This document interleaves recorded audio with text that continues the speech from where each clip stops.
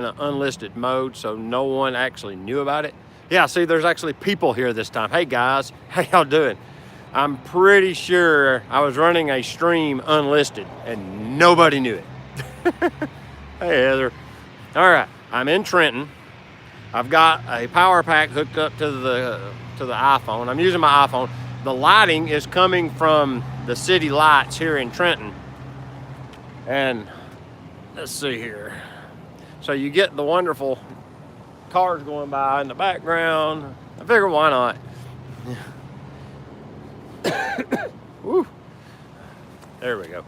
All right, tonight I was going to talk a little bit about my street photography cameras because I've been getting a lot of email questions and questions on comments. Hey Mike, how you doing? About what kind of cameras I use when I shoot street photography. Hey Hassan, how you doing? Thank you for stopping by. But I figured I'd do it outside. Look, I'll give you a look at what I'm using for my lights. I figure that's enough luminous energy to give me a good lighting. What do you think? There's the main, this is the square, this is the gazebo, that's the jail. This is the newspaper and a bail bondsman and one of the State Farm agents in Trenton. But yeah, that's the sheriff's office right there. But yeah, I figure this will make for a pretty good illumination. There we go, set that back down. I have to let the power pack sit very gently. Mark, how you doing? Thank you for stopping by. Yeah, oh man. You didn't get released, did you? You know, good behavior. I am within eye shot, so, you know, they can keep an eye on me, so it's okay. Yeah, it is. It's not super cold. I guess it's in the high 40s, low 50s right now. It's not too bad. You guys are funny.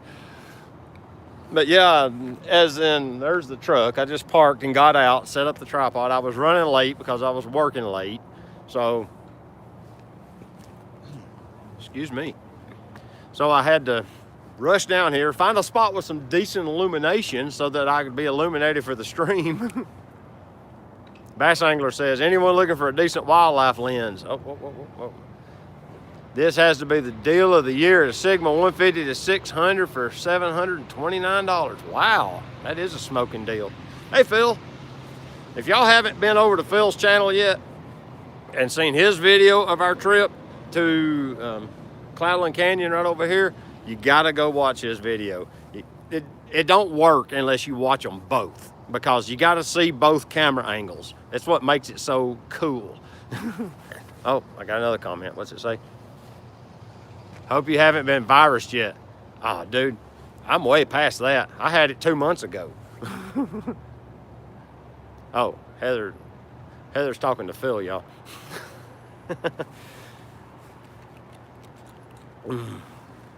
That's fine. But yeah, yeah. You have to work late tonight too, Phil? On Mondays?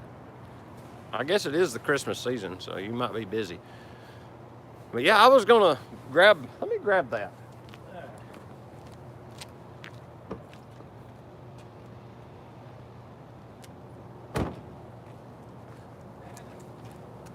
That was easy. Arib, hey, how you doing? Man, I haven't heard from you in a while. I'm glad you stopped in. Okay, in this bag I have 2 cameras, all right? Phil has seen them both over different periods of time, but when I shoot street photography now, I normally shoot it with this little camera. Currently it's wearing the 35mm f2.8, but I run 2 or 3 different lenses on this camera when I'm using this particular one. It's a little Leica CL. I mean, you could run, honestly, a very good street camera is the Fuji XT or X100 T, V, F. Any generation of the X100 is an excellent street camera. Honestly, any camera is a good street camera. Street photographers will tell you smaller is better, but it's honestly not the truth. The camera you have is the right camera. That's the truth. if you shoot with a D850, the D850 makes an excellent street camera. You could get some smoking good street photos with a D500. I mean, it's just a fact. A D750 would make a great street photography camera. But typically street photographers like to shoot with smaller form factor cameras. Of course, this one, you pull this lens hood off, it's a little smaller. But I also have the 23mm f2 L mount lens, which goes on here natively, and so that gives you autofocus and things like that. This being a vintage lens, it's all manual. This is a 1966 Leica Lights Wetzler LMR at R. It's an R mount lens. This is an R to L mount adapter that allows me to put R mount glass on my Leica. But this little camera, yeah, the battery is charged, so it did come on. Half the time I leave it on and run the battery down. It goes into a sleep mode, but if you've got it in the bag and it's bumping the shutter button, it keeps waking it up and it'll run it down. Kind of like when I wear my Z6 on my neck strap, and if I leave the touch to focus enabled, and every time it bumps my chest in warm weather, it focuses. So it runs down the battery focusing. But yeah, I really like this camera, and I run this little wrist strap thing. I think this is called a leash. Yeah, see, and it just goes around your arm, and it's got an auto cinch function so that you can't drop your camera. So if you got it in your hand and you slip, it doesn't hit the ground. You know, you keep up with it a little better. And these little Peak Design devices, you can unlatch it and take it off. You know, that's what I like about these little guys. And watch me drop it, relatching it. I'm gonna drop the stupid thing, relatching it. There we go. But normally I can do this one-handed, but my hand's cold. There we go. But yeah, I like the little leash concept. Let's see. Somebody said a comment. Let's see. Old lenses, you can't do that. Hey, Reed, thank you. I need a wrist strap. Yeah, and now I'm about to go into cheap Leica mode. I like the Peak Design straps. Yeah, there's certain ones I like better than others when it comes to Peak Design straps. Honestly, didn't bring it. If you noticed my Z50 the other day, I shot this the other day, didn't I? Yeah. And they're listening at me. I don't have a Z50, my Z6. I have the Peak Design strap for the Z6 that's narrow. It's about like the width of this guy. It's about a 1/2 inch wide, but it's very soft and supple webbing, so it doesn't like dig into your neck. I also have the wider actual camera strap that has the rubberized coating on one side so it don't slip off your shoulder. But that one is like sharper and harder edged. Brain freeze. It's a good one. Yeah. And it digs into my neck and I don't like it. I like those narrow, soft ones that don't have any like coatings or anything. I have 2 of them now and I really like them. That's become my favorite full strap where you wear it around your neck. None of these cameras actually have that functionality to them, but I have to pop back in the camera frame. But here's the bag that has it in it. The other night I had this in Chattanooga. Now when I bought this Leica, it literally came in a Ziploc bag. Seriously. It came with one battery and it came in a Ziploc bag, and it didn't have any lenses on it. So, because you buy them second-handed from B&H Photo or KEH, you don't get all the stuff that you got when it was brand new. But this one is compact. Oh yeah. I've been carrying this around in my coat for a week, remembering to put it back on here. This is let me just show you without all the covers and extensions. That's the 23mm f2. So this is the Summicron, 23mm Summicron L. All right, and that means it's L mount. So, you know, if you put the lens hood on it, it makes it look a lot bigger than it really is. But at night, you don't need the lens hood, so you can make the camera. It can be small. You can see, but this is a TL. This is like a TL, and what the TL's claim to fame is. Let me just juice it up here. Let me set down the lens hood. And I'll show you. The TL is touch interface only. There's no viewfinder, neither electronic or optical. It's just operates off the screen alone. I've got it set to touch release. If I touch the screen somewhere, it'll take a photo right there. It'll focus there and take a picture.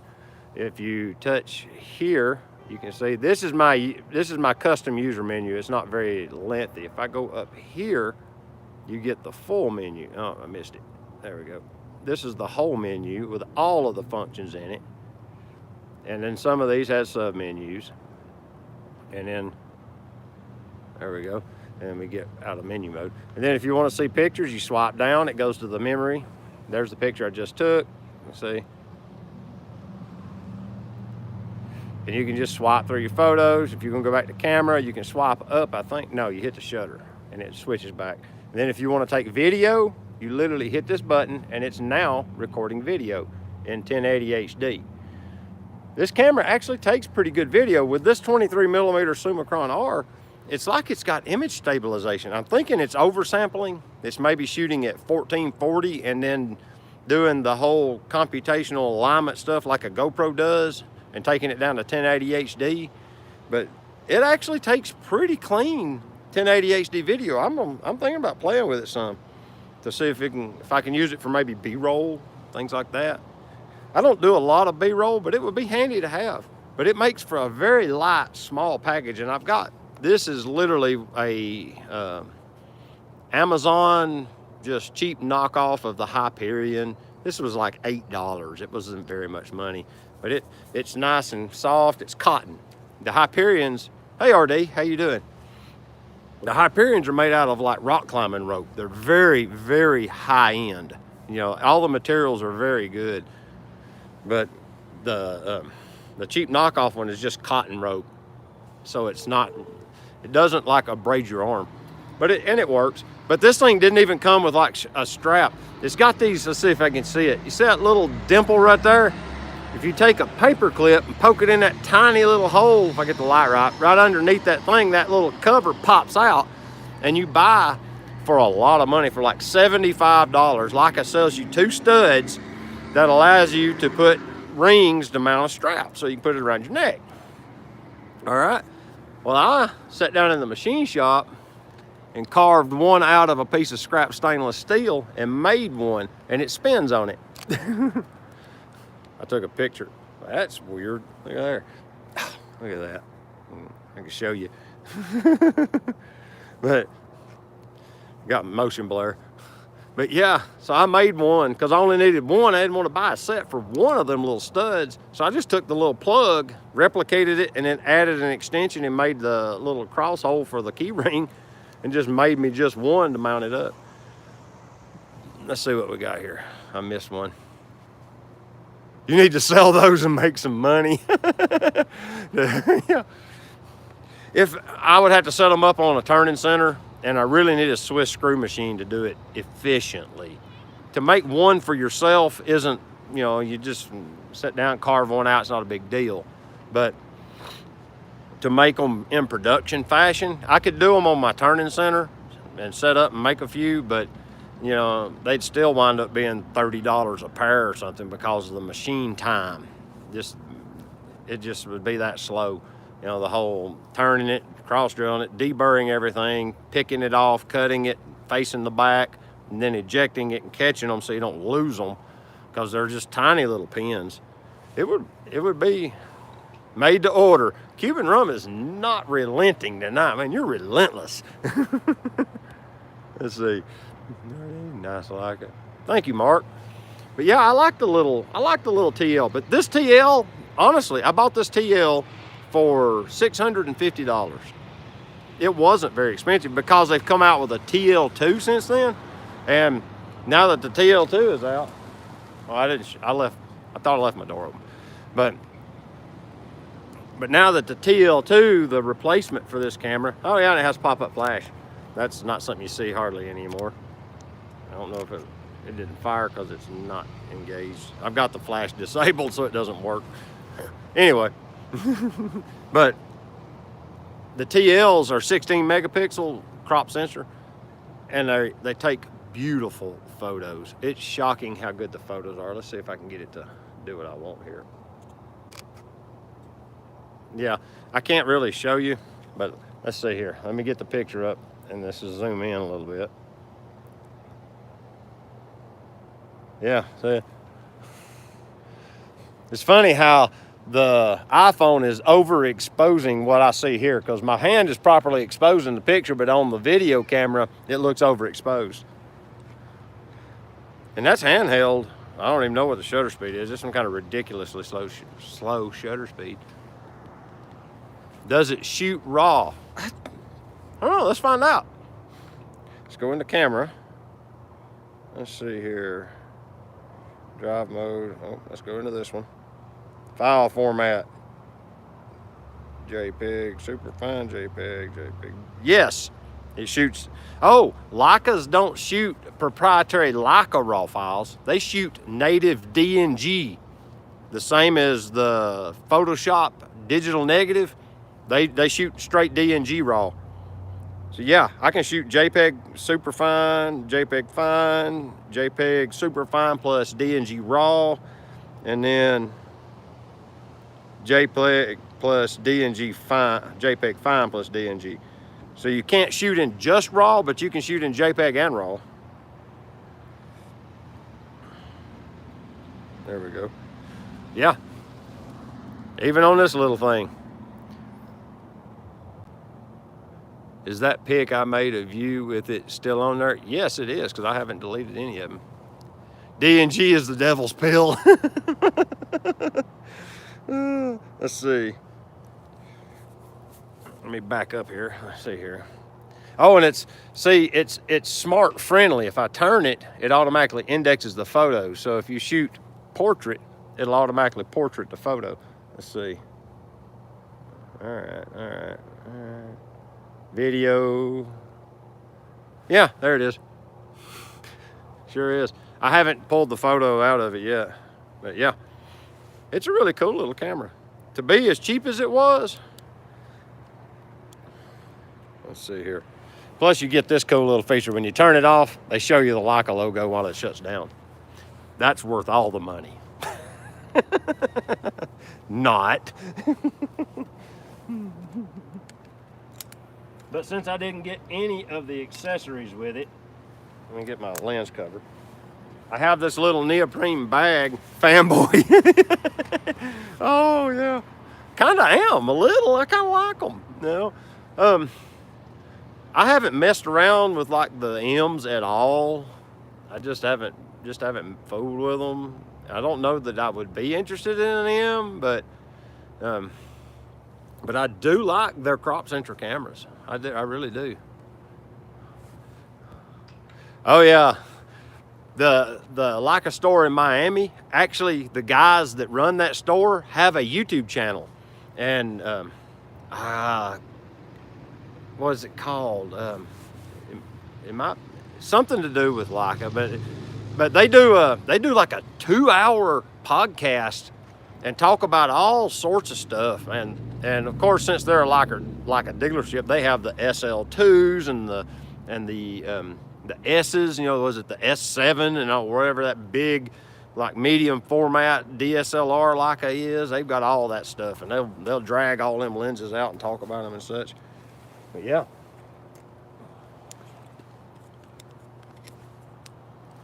I'll get my lens hood and put it back on.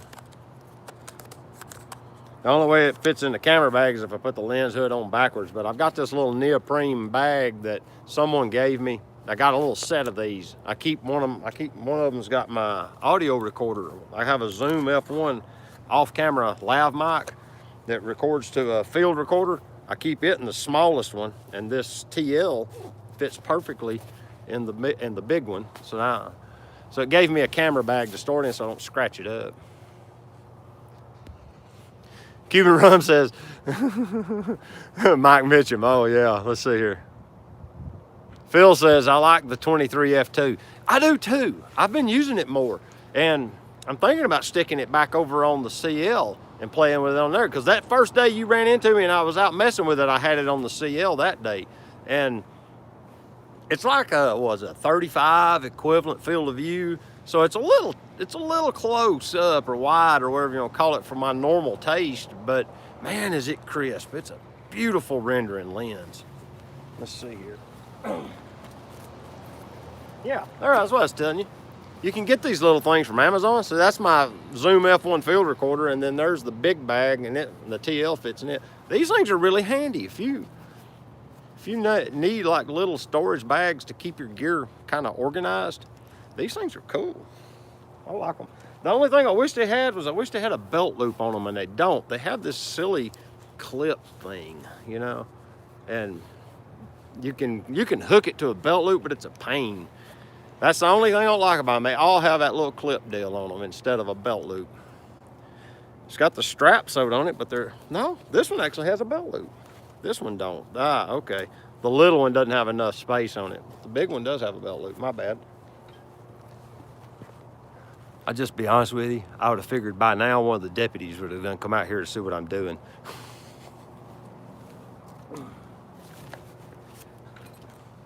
I keep getting stuff out of this bag on the ground and holding it up. I gotta look like an idiot standing out here by myself. Let's see. All right. You come to Miami. Mike Mitchell says, Lord, don't turn him loose there. Like, yeah, take my money. Cuban Rum says he has me to the point of buying a Q. I'll tell you, Evan Ramp bought a Q, and he used it for about a year, and then he bought the SL. It's the full frame digital, mirrorless. What's it? Well, they're all mirrorless. It's not a rangefinder. I guess you would call it like a center viewfinder, but it's a pretty nice machine. But he bought one of those for his work camera, and he shot all of his work on a D810 up till then. He's a big Nikon guy, and he loves his D810 for his work. And I didn't know this, but he shot his videos on his D810 for the longest. I had no idea. Because, see, the D810 won't autofocus in video. You set the focus, and then you stay in that spot while you're videoing because it won't do focus tracking. He shot all of his indoor videos like that. Thank you, Bass Angler. Bass Angler just hit me with a daggum Christmas present. Dude, you're awesome. Thank you so much. I really appreciate that. And I got a couple of guys who have sent me some money via PayPal too, that it's in the phone. I'm pretty sure Tech Assist was one of the people that made the donation. Unfortunately, sometimes on YouTube, people have the screen name or the handle, and then when they use PayPal and they send me a donation, it puts like their real name, and I don't want to out them if they don't want their real name in the public space. So I'm pretty sure Tech Assist made a generous donation to my channel. Mark Lapince, am I saying that right, Mark? He's in here. I'm pretty sure you're Canadian. He made a donation to the channel. I really appreciate it. And there's another one, and I gotta find it, but it's in my phone. I can't get in there to it, guys. But can you access my phone camera? I don't know if I want to. That might not be safe for public domains. But yeah, okay. I'm gonna jump tracks here for just a second. Hey Scott, how you doing? Thank you for stopping in. Man, I really appreciate that, Bass Angler. Thank you. I'll do something with that. But the main highway through this valley for, I don't know, however many decades, up till the Interstate Act of 1957, wasn't it? Or 55 when the Interstate Act happened. I-59 is just over there about, maybe a quarter of a mile. Right over there, it runs right up the valley, okay? Bisecting the whole valley. Well, the main thoroughfare between Birmingham and Chattanooga was right there, which is Highway 11. And it was the Birmingham Highway is what they called it. So I keep getting all this heavy traffic because there's a bunch of industrial stuff. The industrial park's right up there. Yeah, see, let me show you. I'm gonna turn it around here. You'll see a car going by here in just a second. The courthouse is literally right there out of frame. The old courthouse is in the middle of the square. So the Highway 11 goes around the courthouse. Yeah, you see that car's on, these are all on Highway 11. So you get the traffic noise, but you know, that's how it works. I'm gonna turn this back around now. I like the warm lighting of the Christmas lights, but you know, even though it's not really warm. Let's see here. Dan Smith, hello from LA. Thank you, Dan. That's awesome. Scott Dawson, watch your channel. First time catching the live stream. Cool. I've been off the air on live streams for about a month or a month and a half. It's been a good while since I did a stream. It's just been, work has been really, really demanding, and what time I did have off work, I was out getting video content, so I just didn't really have time to do any streams. So it's been a long time since I've done a stream. Phil and Heather have been doing them, and I missed last week's, and I have yet to catch up on it. I gotta watch it, like probably tomorrow I'll watch it. But Peter Gregg done his stream the other night. I think it went 4 hours. And then like the week before that, I think it was that week it went 7 hours. Peter Gregg is like this machine. Yes, sir. You're welcome from the Great Wise North. Thank you, Mark. I really appreciate that. Cohen, is it bronze or brands? I bet it's bronze, isn't it? There's greetings from the Netherlands. Wow, the Netherlands. Let's see here. What time is it there? Good Lord. That's got to be, was it 5 hours back to England and then another hour or two to the Netherlands, isn't it? Dude, it's got to be like midnight or 1 a.m. there. Wow, thank you for logging in. I appreciate it. Hey, and if y'all haven't done it yet, reach right down there, wherever that thumbs up is, and hit that thumbs up. And if you like my channel, the subscribe button's down there near it somewhere too. We'll go ahead and just throw that out there and get it out of the way. But yeah. I've got cameras laying on the ground here. I'm just gonna sit on a sidewalk. I was fully expecting the deputies to already be out here on the stream with me by now, but they haven't come outside. I guess they don't want to be cold. Let's see. I got a comment. Hold on. Man, hi from Kawartha Lakes, Ontario, Canada. Am I pronouncing that right? Kawartha Lakes. Scott Peterson, thank you for stopping by, man. Lots of Canadians here. Scott Dawson's in Alberta. Man, all the Canadians. That's cool. And I think, let's see here, the only part of Canada I have ever been to is, I think it's called St. John's. You go up through Maine all the way up to the border, and then you ride along the coast, and you cross over and you drive up to Port St. John, I believe it is. We drove up there for 1 day. We got there mid-afternoon, and it was fogged in. We could not see 50 feet in front of us. Stayed overnight in a B&B, ate out that evening. Everybody was super nice. Next morning, we got up, we logged out of the B&B, still fogged in, couldn't see nothing. So we went home. They probably have a selling donuts. That's why they're not out here. Actually, one just went by, because there he goes. He was the one that just drove by in the back of the frame, because he's going down the street now. Yeah, they appear to be zero concerned with me. Oh, you guys are hilarious.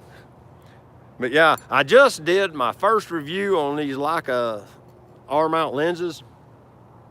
I don't know if y'all know much about the fact Leica has 4 camera mounts, not including the M39 screw mount. That would be 5, I guess, if you counted it. You know, the early M's, I guess, is whatever they are, or they're just Ernest Lights cameras or whatever. They were screw mount, and they were M39 mount. And then the M series has its own mount. Of course, everybody knows what that one is that knows anything about this company. Then they have the R mount. R mount fits the R cameras, and those are DSLRs that they made for about 30 years. They made them forever. And honestly, until recently, I had no idea. No clue they even made them. And they make the L mount, of course, for their new digital sensors. The full frame L's are, those lenses have performance specs that are out of this world. They've got some some pretty heavy hitter performance specs. If you've never looked at the full frame L mount specs, like the line pairs they do, how they measure them, the normal lenses measure to like 25 or 30 line pairs per millimeter for contrast ratios, and they're doing like 60. It's some kind of crazy resolving power. So they've got like 100 megapixel capability or 150 megapixel capability, you know, resolving power on them. And then they have the L, the R, the M, and the S. The S is their medium format digital DSLRs, and there's been like 6 or 7 of them over the years, and only like professional product photographers and maybe professional model shoot photographers even buy those cameras. They're like very limited production kind of thing. Thank you for stopping by, Hassan. I really appreciate it. Let's see. I'm missing some notes here. Mike Mission says, your ankle monitor shows them where you are so they aren't worried.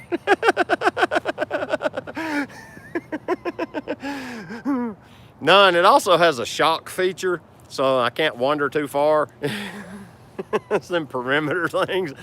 Oh. Hey, I forgot to say hi to you, Adrian. Adrian's from Mexico. He's from, I think it's the Sonora, is it counties in Mexico or is it provinces? I need to look that up. I believe he's from the Sonora area. But if y'all haven't seen it yet, I have a video about Adrian. He's ADVR on here. You can look him up on Instagram. He has a, I think it's ADVR Portfolio, I believe is his Instagram. And he just published his first photo book, and it's nice. I have a video hitting the highlights of that book. So if y'all want to see a little bit about his photo book and you're interested in it, it's Focaris is what he named it. And it's a really cool book. I really like it. Appreciate you stopping in for the stream too. But yeah, the R-mount lenses though are like states. Okay, so y'all have states too, all right. Because every country has their own, like even in the US, not all the states use counties. Louisiana uses parishes. So, you know, you can like differentiate just depending on where you are. But yeah, I wasn't sure. So y'all use states as well, okay. Let's see. It's just somebody driving by. Leica too expensive for me is what Mark says. Not necessarily. I mean, that's what I was about to get into. Let me show you. Get my camera bag over here, or it's back in frame. Here we come. All right. This is the 20 millimeter f2.8 AF-D Nikon lens. All right. I paid $400 or $500 for this lens. All right. For a Nikon lens. Mind you, it's a nice lens, but it's only f2.8. Okay. This 35 millimeter Leica, this is an Elamart because it's f2.8, was only $300 because it's an R mount. For whatever reason, the R mount lenses are like the stepchild of Leica, and they don't sell for anything. They hold a zero value, so you buy them. Now, they have about 4 generations of this lens. It has to do with the number of cams on the back of the lens and whether or not it's chipped for the later Leica cameras that had, you know, they have, it's like Nikon cameras that have the chip on them. But they call them ROM lenses. Those, you know, as the lenses get newer, have more like better lens coatings and things like that. But like the optical formula is essentially the same, but they go up in price. But yeah, this is a 2-cam lens and it was like $300. So you can get the beauty of, and this glass is gorgeous. It produces amazing photos. People want to complain about old lenses, but man, as long as you get one that don't have any haze in it, and I have yet to have issues with Leica glass with haze. Man, they're just beautiful, and they're pretty cheap in the grand scheme of things. I mean, I have bought a bunch of glass, like Pentax glass and stuff, and it's not super expensive. You can get it for like less than $100 a lot of times. Let's see here. I'm missing some stuff. That's it. Okay.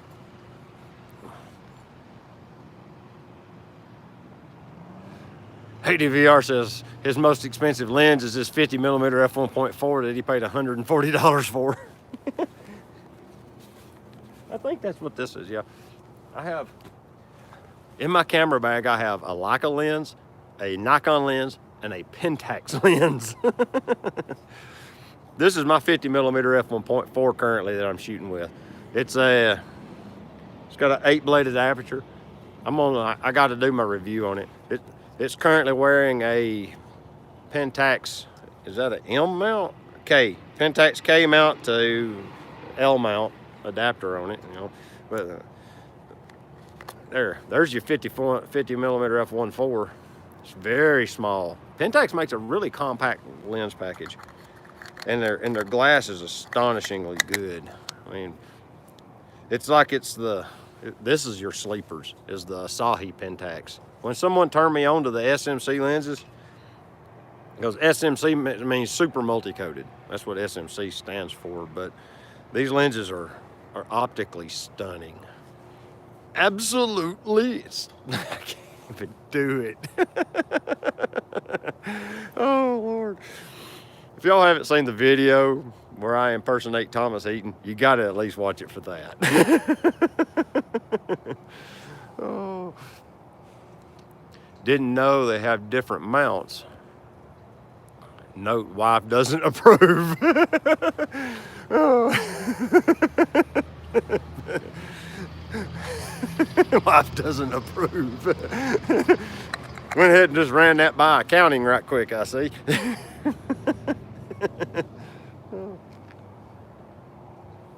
There was a truck stopped. It's parked right here. I guess they went in the sheriff's office. I don't see them out here anywhere. Huh. But yeah, this is my low light. This is my Summilux. That's what a 50mm f1.4 Leica lens has the name Summilux on it. So this is my Summilux. Until I hit the lottery and I can buy a legit Summilux, I'll use this one. But I like this lens. This lens produces amazingly beautiful photos for me. I really enjoy shooting with this lens.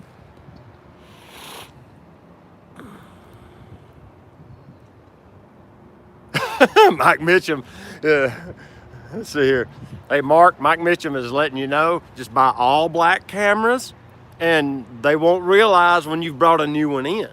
They all look the same. It's a way around, it's a loophole.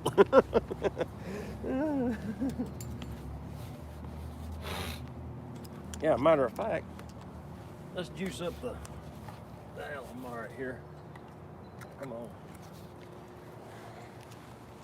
Let's get some low light potential going here. There we go. Now I'm 50mm f1.4. Phil, let's see.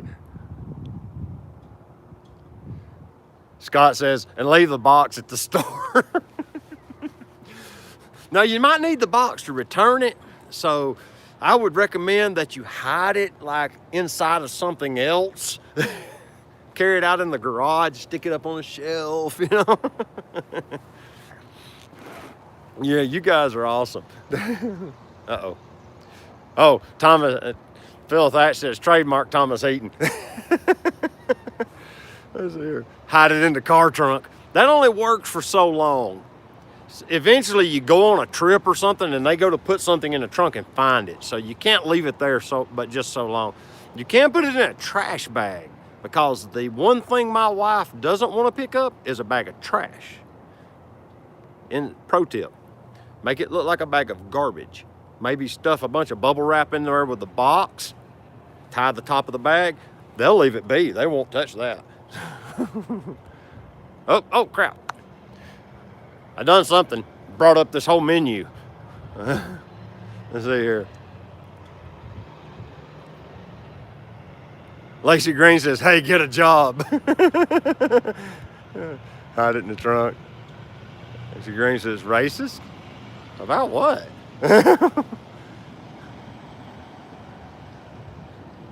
Mike Mitchum says, Heather, but don't give away our secrets. Heather's on the inside. She's cool.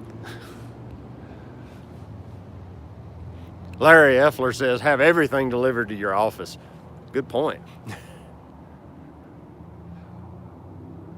Or next to a box of tools. Or next to a box of tools, yeah. Heather says, I was about to say I would definitely know the difference.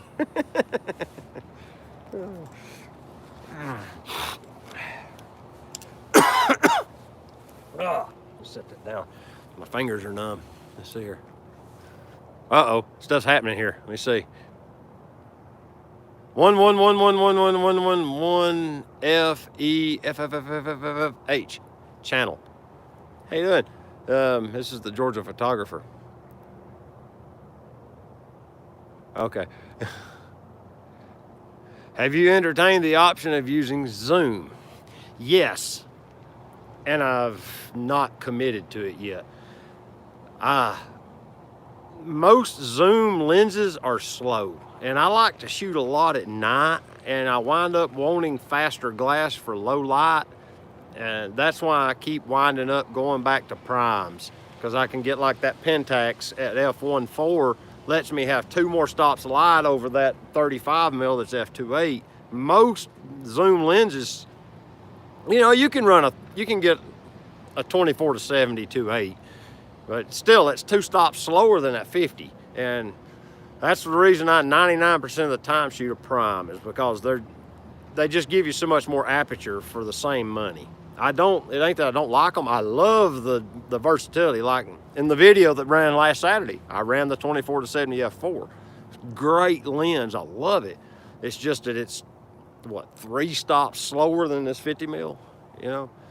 It's kind of the reason that's just my reasoning for not using zooms much. I have several zooms I like. I got a little bitty Nikon zoom. Let me remember what the focal length on it is. I want to say it's a 35 to 105. It's a little variable aperture zoom, like f3.5 to f4.5. It's not very big, and it takes really good photos. I drag it out and use it from time to time. Let's see what we got going here. Something's happening. So the notes are going my...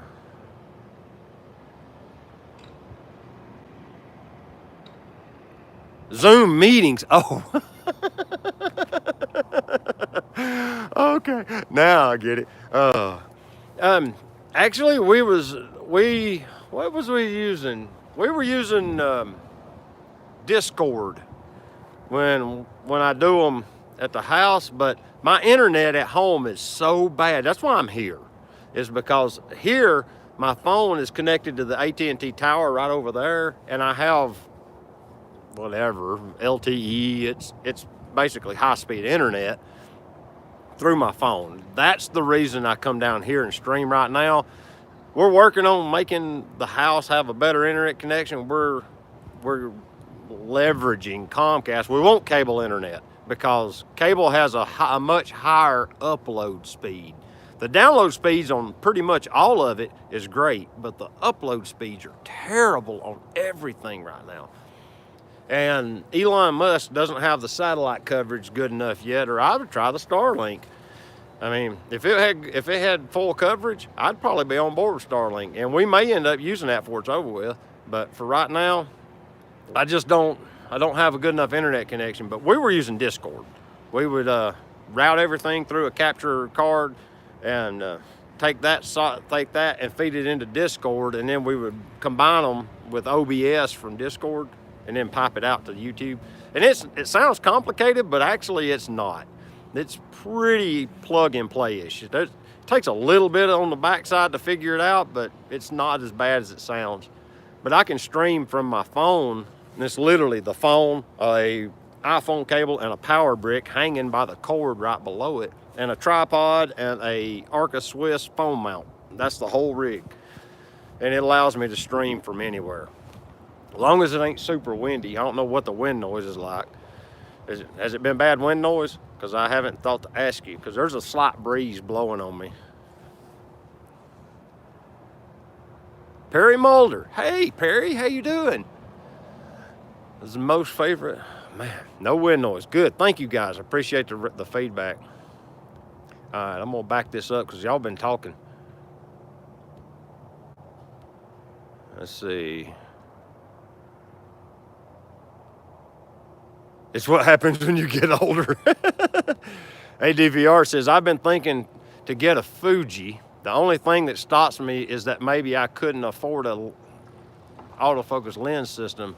My D750 is just great. Thanks to the screw drive, I got the opportunity to have autofocus lenses at a reasonable price. Adrian, stick with the D750. For now, I mean, the Fuji X series and all of that is great cameras. They're amazing cameras. But what you have takes just as good of a photo as any Fujifilm camera. The D750 is a workhorse. You will use that camera for literally 400,000 photos before it fails on you. They're built to last. Pretty much every pro wedding photographer I know has at least one D750. Don't get rid of that camera. You've got a winner. You don't need unless you just want another camera, I'd stay with the D750. It's an amazing camera. I gotta back up here and see what I got going. Zoom is a good solution for live streaming from a desktop. Okay. Being able to talk to other members would be great. Yeah, I like that. That is a great functionality. Lens stabilization makes up for the lack of speed. Yeah. Excuse me. I wonder if there are autofocus lenses for Fuji that won't cost me my kidneys. No. I have 2 Fujinon lenses. 3 Fujinon lenses. One is the kit lens that come with the XT3, the 18 to 55, 2.8 to 4. And 2 is the 56 f1.2, very expensive lens. And 3 is a vintage 50 millimeter f1.4 Fujinon. I'm pretty sure I bought one. I think I did actually. Yeah, because it's come on that Fujica. So I have 3 Fuji lenses, one of which might be M42. I don't remember. No, it's got a bayonet. But native X lenses, I have 2. I literally only have 2. The rest of my lenses on my XT3 were adapted, all of them. And they were all manual focus other than those 2. Fuji glass is phenomenal glass. It's hard to argue with that. They produce amazing glass. Let's see. Man, y'all got it going. Russell Horton just logged in. How you doing, Russell? Russell's awesome. He's a photographer, I think, in LA. I'm pretty sure you're in LA. I follow him on Facebook. He's constantly doing some kind of amazing shoot out there. Let's see. Okay, Perry Mulder asks, love your channel, my friend. Keep up the good work. Thank you. What is your most favorite lens if you could only pick one? Whew, man, just one?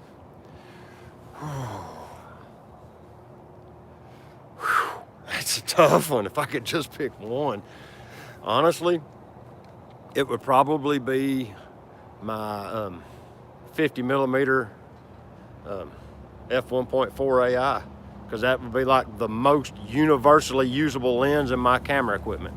I have the pre-AI, the AI, and now I've got the AFD. And I was going to do this little comparison video, and I haven't got around to it yet, but I bought those 3. And the reason I didn't get the AIS is literally the AIS difference is it has that little cutout in the back. The optical formulas are identical. So there was no real value to me because I'm not using those camera bodies to buy the AIS when I found the AI. And you can get the AI cheaper, come to find out. But yeah, I did a bunch of research and found out those are exactly the same lens, except for one has the little dish in the back for the little plunger and one don't. And that's pretty much the only differences. But let's see here. But yeah, that would be what I'd use. It would be a 51.4 if I could only pick one. Man, that would hurt. I don't know, this Pentax 51.4 is a pretty nice lens too. Okay. I somehow went backwards the wrong way. Did not know you had a live stream going. Hey, Woody, what did I miss? We talked about my Leica cameras, my little camera ditty bags, and the lenses I like. That's all we've really covered. A lot. Well, I kind of showed you around. Look, we'll do a Woody Mallory catch up. Over here, I'm using that for my light. This is my video light tonight. This is the gazebo in Trenton. Back behind me here, I set this down. This right here is Highway 11. The courthouse in Trenton sits in the middle of the road, so the highway goes around the courthouse. So you'll see in a minute there'll be a car come right through here from see how they're coming by? They're on this side of the courthouse. When they go up, you'll see them disappear on the other side of it. If I leave it here long. Of course, nobody's coming up the road right now, figures. But yeah, here comes somebody else coming south. That's Highway 11 south on this side. I ain't believing ain't nobody went north. But yeah, the courthouse is right there. I mean, if I do this, you might can even see it. If I get out here in the street a little bit. Yeah, there it is. That is the courthouse in the middle of the road. And then the nickel tour was the newspaper in Trenton, the Dade County Sentinel, the sheriff's department and jail, the gazebo. This gazebo's built where the old jail was. If you watch the movie The Night the Lights Went Out in Georgia, they filmed it in Trenton, a bunch of it. And there's a bunch of photos of, I can't remember that girl's name, but Mark Hamill, the guy that played Luke Skywalker, he's like a sheriff or a sheriff's deputy in The Night the Lights Went Out in Georgia. And they film a bunch of it right across the street at Corner Coffee. And right here used to sit the old jailhouse, and they filmed the jailhouse scenes in the old jailhouse. It's when they built the new Justice building, they took out the old jail completely. But yeah. Now Woody's caught up. I'm gonna get back over here and get my good video light. There we go. There. What's the temperature? I would say probably 48. I'm just guessing. I could power up the truck and get an accurate number, but just speculating, it's probably about 48 degrees, somewhere in there. It's in the high 40s. Let's see, what have I missed?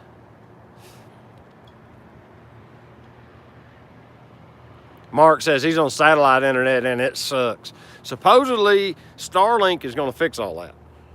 They think they've got and from what I've seen with the videos about the initial testing, the latency is like 13 to 16 millisecond latencies with like 160 gigabit up and down. They're getting some phenomenal speeds.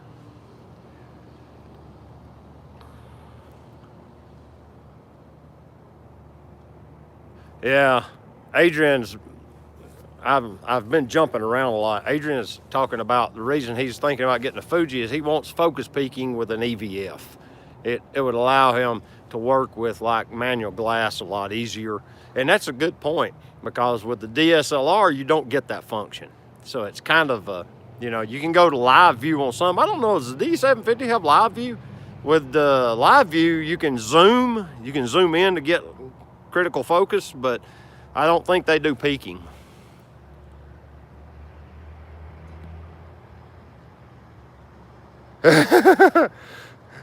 Adrian asked Phil if he has any Nikons.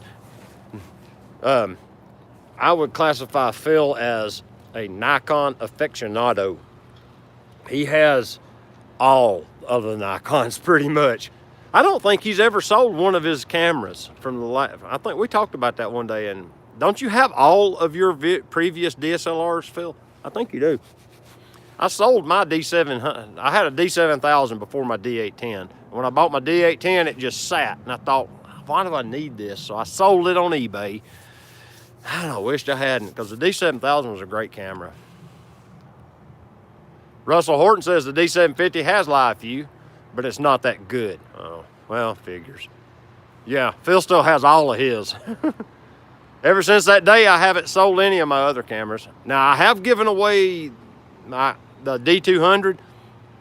I gave it to my nephew Jeremy, and I gave him the 35 to 135 zoom lens, so he'd have a more capable machine. Because he had a, I don't remember, a D3100 or a D3000, and he had the kit lens on it, and he was struggling in low light. So I got him a little bit better up to speed with some low light stuff. Plus, he's got a faster piece of low light glass.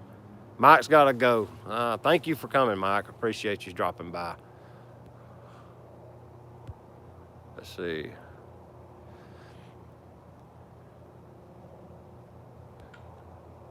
It's got, oh, wait. There's something going on here. I'm backing up so I can see. I used mine yesterday at a wedding. See, Russell shoots a wedding with a D750. That's the advantage of being in the Canon universe. Larry Effler says there are some cheap EF and EFS lenses. That is a good point. Canon makes a fine piece of equipment. I just don't have any of it. I do have an antique 50mm f1.2, but that's the only Canon lens I have. It's a nice lens. I do have a circular polarizer by Canon. I like it. It works really well. Russell says the F2 Fuji Primes aren't that expensive. That's true. And they're very nice lenses. And they autofocus. They autofocus really well. Thank you for the shout out. You're the best. I agree that the Nifty 50 would be my choice. I have the Sigma. That's Russell Horton. He has the Sigma 50mm, and he says if he could only pick one, he'd pick it too. Thank you. I appreciate you. Woody Mallory's Chattanooga was featured on Pawn Stars today. They ate at the Lone Star restaurant. Is it still there? Let me think about that. Is it the one, okay, I'm about to ask. I think I know where that's at. As soon as you cross the river on Market Street, you go through the light and it's on the left. I believe that's the Lone Star. And if it is, it's still there. I would have to look on a Google map to make sure, but I'm pretty sure it is. If somebody can get on Google Maps and look up Chattanooga, Tennessee, and look up Milk and Honey, that's a coffee shop slash kind of sandwich shop deal. And it's right behind the Lone Star, if I'm right. If that's the one I'm thinking it is. And it's right there right off Market Street.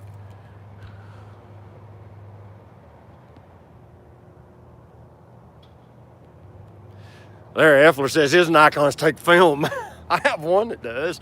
Me and Phil were sharing photos about that. And the D750 doesn't have peaking. My D810 doesn't either. All right, let's see.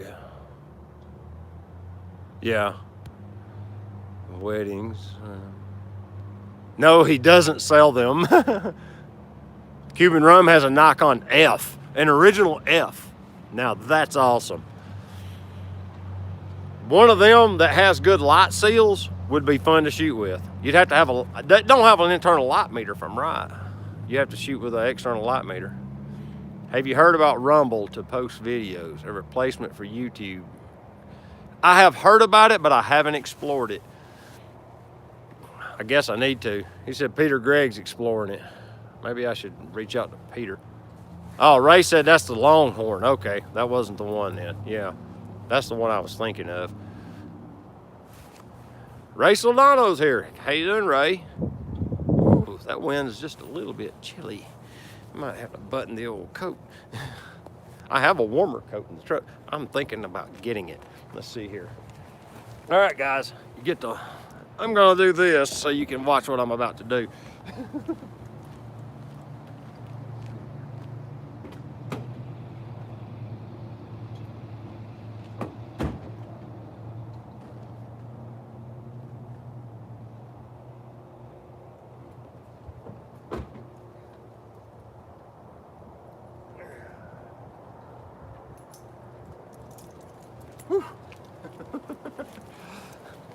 Well, now I'm a lot warmer. This is a much warmer coat. All right, now let's put that back like it was. Yeah, it's the Longhorn. Okay. Hey, yeah, that is it. It's right by Milk and Honey and Taco Mamacita. Yeah, I have yet to eat at Taco Mamacita. Every time I go there, it's so crowded I don't want to wait, so I go somewhere else. That just tells me that it's that good. He's laughing at me. Don't leave, you forgot your camera. Cameras, plural. There's like 2 of them laying here. Let's see here. If you get robbed, we'll see. When he goes to the truck. Oh, you guys are having too much fun. Wishing I did. Ray says, wishing I didn't shoot sports after hearing all these prices on 50mm primes. Long glass is expensive. I have been looking really hard at that 50mm phase Fresnel, 500mm phase Fresnel lens from Nikon. I really like the looks of that lens. And if you look at all of the resolution charts and like sharpness charts, it is way okay. It is way better than the 200 to 500. The 200 to 500 is exceptional, especially at its price point. But that 500 PF, it's equal to the 500 F4. It just doesn't. It's just a stop slower. Now, and about $7,000 cheaper. Shockingly enough. Oh look, bass angler. Oh, I thought you said you had the 500 PF. Do you? Do you have the 500? I know you got a 2 to 500 like me. But I've been looking at that lens real hard. Let's see, wait a minute, what we got here? I got to back up. Y'all are talking. Stuff's happening. I have this much space on my screen. I can see like 3 comments at a time. Let's see here. Don't leave, you forgot your cameras. Okay. Gotta go at 4:30 p.m. Is that the only time you can get into Taco Mamacita is go at 4:30 in the afternoon? RD, if you're already gone, man, thank you for stopping by.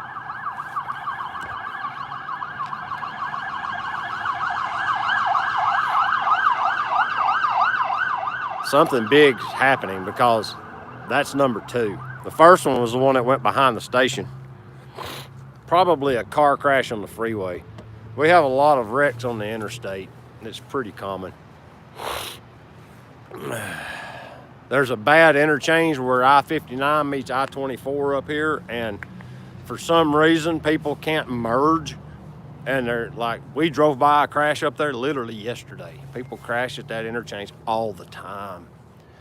I don't think the signage is really that good, and they make last minute decisions to lane change right at the last second, and then they run over each other. I think that's what mainly happens, you know. Since I live here, I know what's coming, and I get in the fast lane and go the speed limit or a little faster, because it's one of those deals that fades off to the left that don't have a right side exit lane.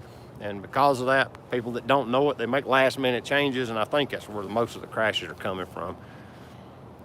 Hey, Grant Govero made it. How you doing? Dang, Dad, what'd you do? If I step this way, the ankle monitor goes off. If I step this way, it don't. There's a line on the concrete.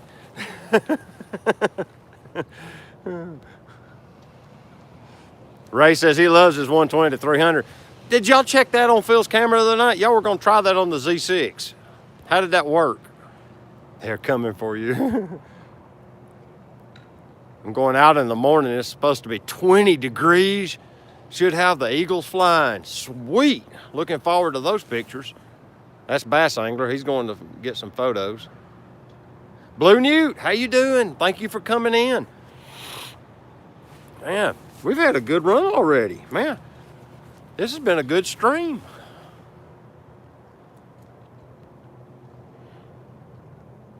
Let's see here. Larry Effler says, I inherited a very good Sigma 70 to 210 f2.8 on a crop center. It's pretty good for sports. That's a good lens. I haven't used one much. I played with one a little bit one time, but it seemed to be a great lens.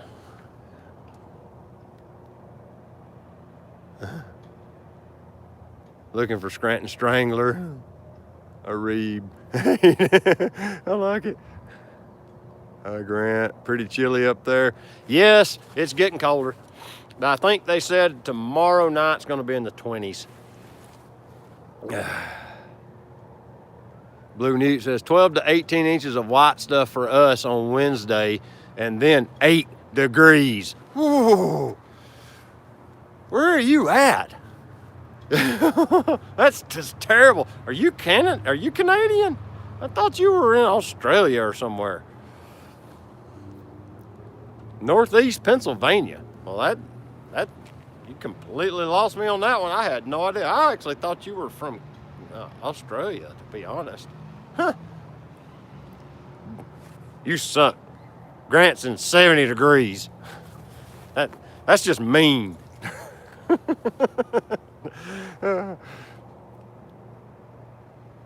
Woody Mallory says they have a chance for snow in Virginia on Wednesday.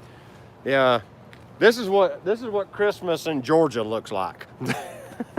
So most of the time it's raining. It rained over the weekend, but yeah, usually Christmas for us, snow is in liquid form, and it's just rainy. Occasionally we'll get snow around Christmas, but most of the time it's just rain. Heather Boyd says, isn't there a winter storm in the northeastern U.S. right now? Bass Angler says 70 degrees, great. We got 4 inches of snow last night. Woo. Larry Effler says, here in the Smokies, I have the windows open tonight. You won't for long. This is coming that way. Wow. What's that say? Here at Sonora, we have a temperature of 71 degrees. Yeah, you are just as bad as Grant. Oh, the low's gonna only be 44 tonight, huh? That ain't bad. Woody Mallory says 74 yesterday. Go figure. Yeah. Thanks for the warning. Oh man, this coat takes the cold off. You don't get cold wearing this coat. This is a Carhartt, what do you call these kind of coats? But yeah, they have a name for this, but yeah, these things work really well. Blue Newt got a Pentax K2 from Japan. A K2? I have the 50 millimeter f1.4 K-mount lens. Got it off of Flea Bay for, I don't remember how much this one costed. I think it was about $60 or $70. It was actually the early, I just touched the lens. Man, that bugs me too. I'll have to clean it now. This is an early one. This isn't a Asahi optical supertomer. It's actually Pentax SMC, and apparently that's a little older and it was cheaper, but it's beautiful. It takes amazingly. Let's see if I can get a Sunstar with it. Can I hand hold it? Let's see what happens. I need a little smaller points of light. No, I need more. Man, I need a lot of... I can't hand hold that crap.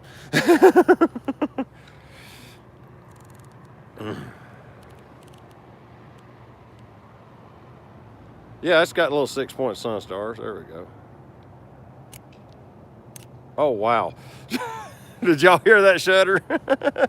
I'm hand holding. It's like 1001, 1002. Okay, what we need to do is add some ISO. Let's get it up here to where it'll work at reasonable shutter speeds. Yeah, there we go. Yeah. Look at this. Well, I don't know if it'll let me. It looks overexposed on that lens, but on this one it doesn't. Interesting. But you can see the light stars. Now, if I underexpose it, then I bet it'll let me. Let's see here. Let's go the other way. Let's do that. Woo! It took a bunch of pictures just then. Is it gonna show me one? All right, you guys are talking, I'm not paying attention. Let me catch up. Let's see here. Perry says, I also own the Nikon 50mm f1.4. I think mine is the AIS version. I will never get rid of it. I tell you, as far as lenses I will not part with, currently I have a handful of lenses that I will not move no matter what. The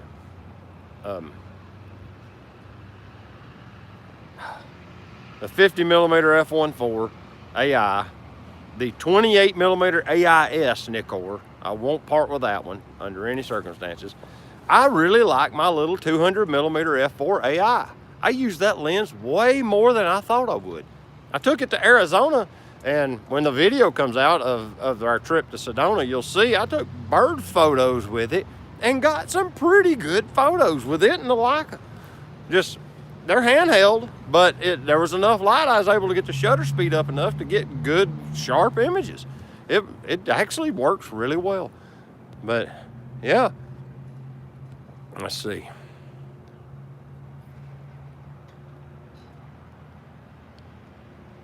Blue Newt says, yeah, I got that lens with it, the 50 f1.4, 150 for both. Man, that's a score. Well done.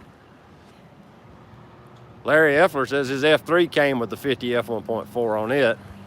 That lens is a joy. Yeah, I like that lens. Brace your camera on the truck. Good idea.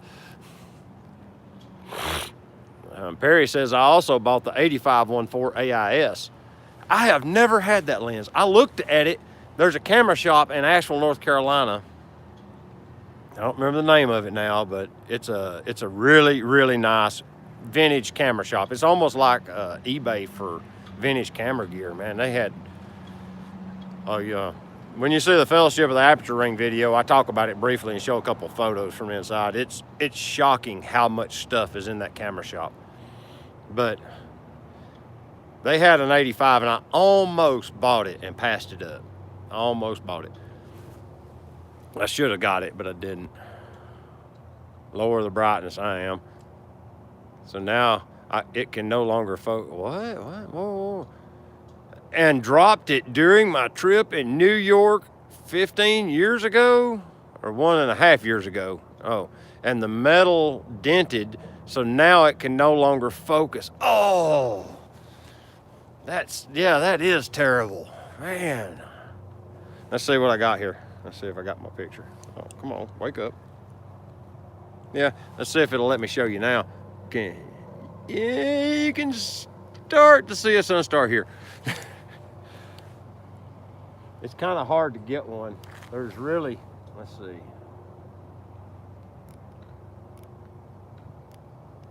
Yeah, let's see.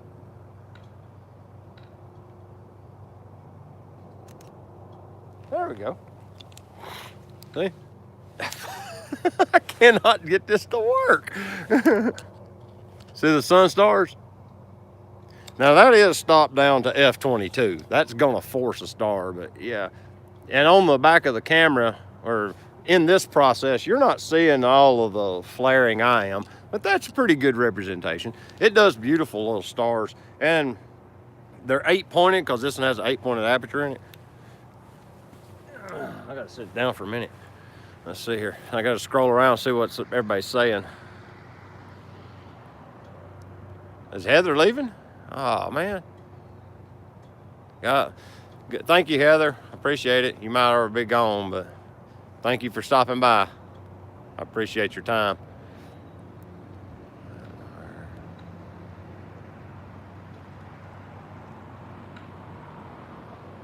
See you, Heather. Oh, I've never got to shoot with the 200mm AI.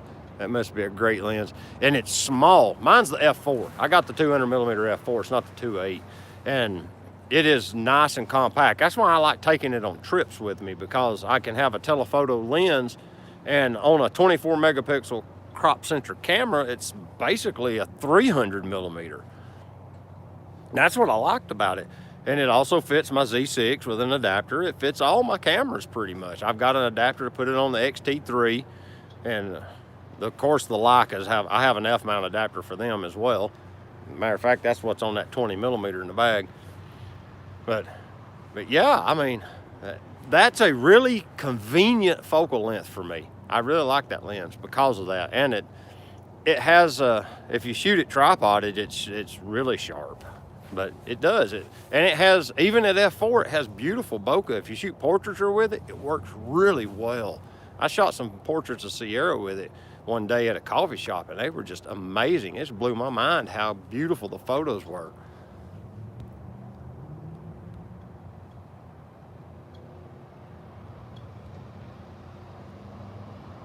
Grant just got a 200mm f4 AIS for $60.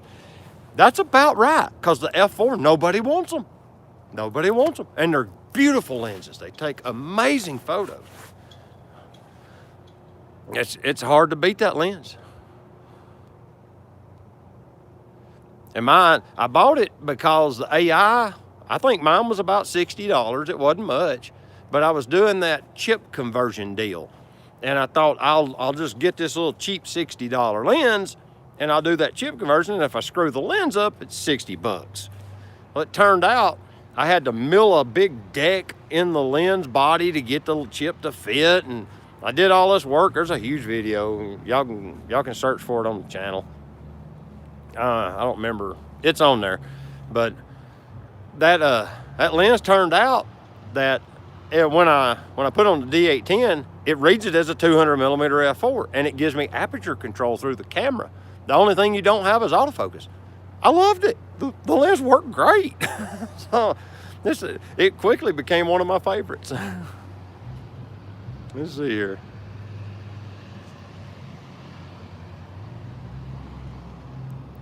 Adrian says he's been watching some videos of the 135mm f2. What he's talking about is the 135 f2 DC Nikkor. The DCs, or the defocus control, they're the deliberate portrait lenses. I have the 105 f2 DC. The 105 is a phenomenal lens. It's kind of one of my favorite indoor lenses because it's telephoto, but it's f2, so it has a lot of light gathering capability. And indoors, a lot of the indoor venues that I would go to, I'd go to these rock climbing competitions when Sierra was doing that competitively. They're real dimly lit. And I like that 105 because of that extra stop of light I would get over most of my other lenses, especially telephoto, because I would shoot the 70 to 200 f2.8. Well, you lost the stop of light automatically switching to that lens, But the 105 f2, if I could get within 20 feet of the wall, some of the venues you could get that close. If I could get within 20 feet, man, I could get some amazing close-up photos with 105mm. And shooting wide open, you got a lot better light. I could get the ISO down, get rid of a bunch of that ISO noise, because they would get noisy. You just had to run shutter priority and run the ISO up until you got a good exposure. It was just terrible. You shot it wide open and just let the ISO go through the roof to fix it. Let's see what else we got here. I like the 135. I almost bought one and then backed up on it and didn't. Larry Effler says he had the Minolta Rocker 85 f1.7 back in his newspaper photography days. Dude, you shot for a newspaper? Wow, photojournalism. That's awesome. That was the handiest lens ever. A lot of contrast too. I think he's talking about his 200mm he picked up. Might be fun to rent the 105 f1.4 for a test. Okay, if you guys don't know Grant yet, you need to go over and look him up. He's on the Instagram as, is it the Grant Govero or that Grant Govero? I don't remember which one. I followed him, so when he posts, I see him, but the dude shoots that Grant Govero. Thank you. Yeah, go check him out. He shoots some amazing portraiture. He lives down in South Florida, and he's an amazing photographer. And I have been fortunate enough to have him come visit me in Chattanooga, and we go shoot street photography a couple of times, and we've had a lot of fun. We walked 10 miles on the last one. My phone counted, well, almost. It was close enough. We called it 10. Adrian says, what about the Nikon 58mm 0.95 knocked? I don't have the, what is that? You talking about the F-mount version?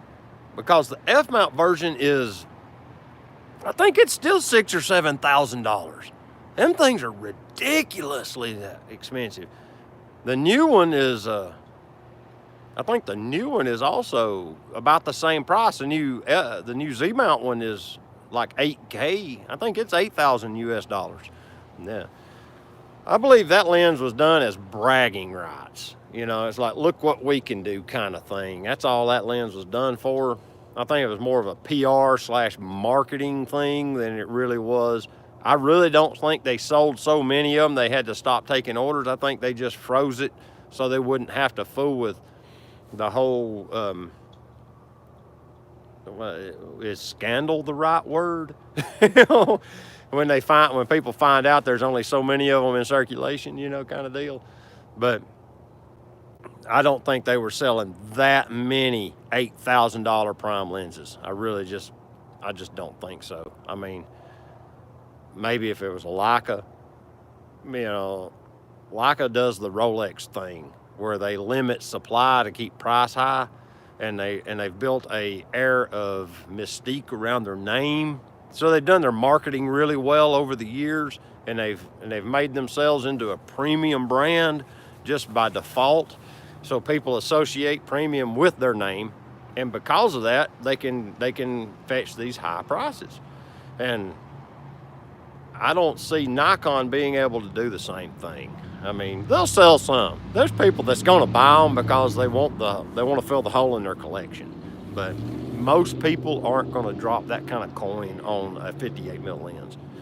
Not when you can get the 55 f2.8 micro Nikkor, and it's a amazing lens for like $200 off of eBay. You know?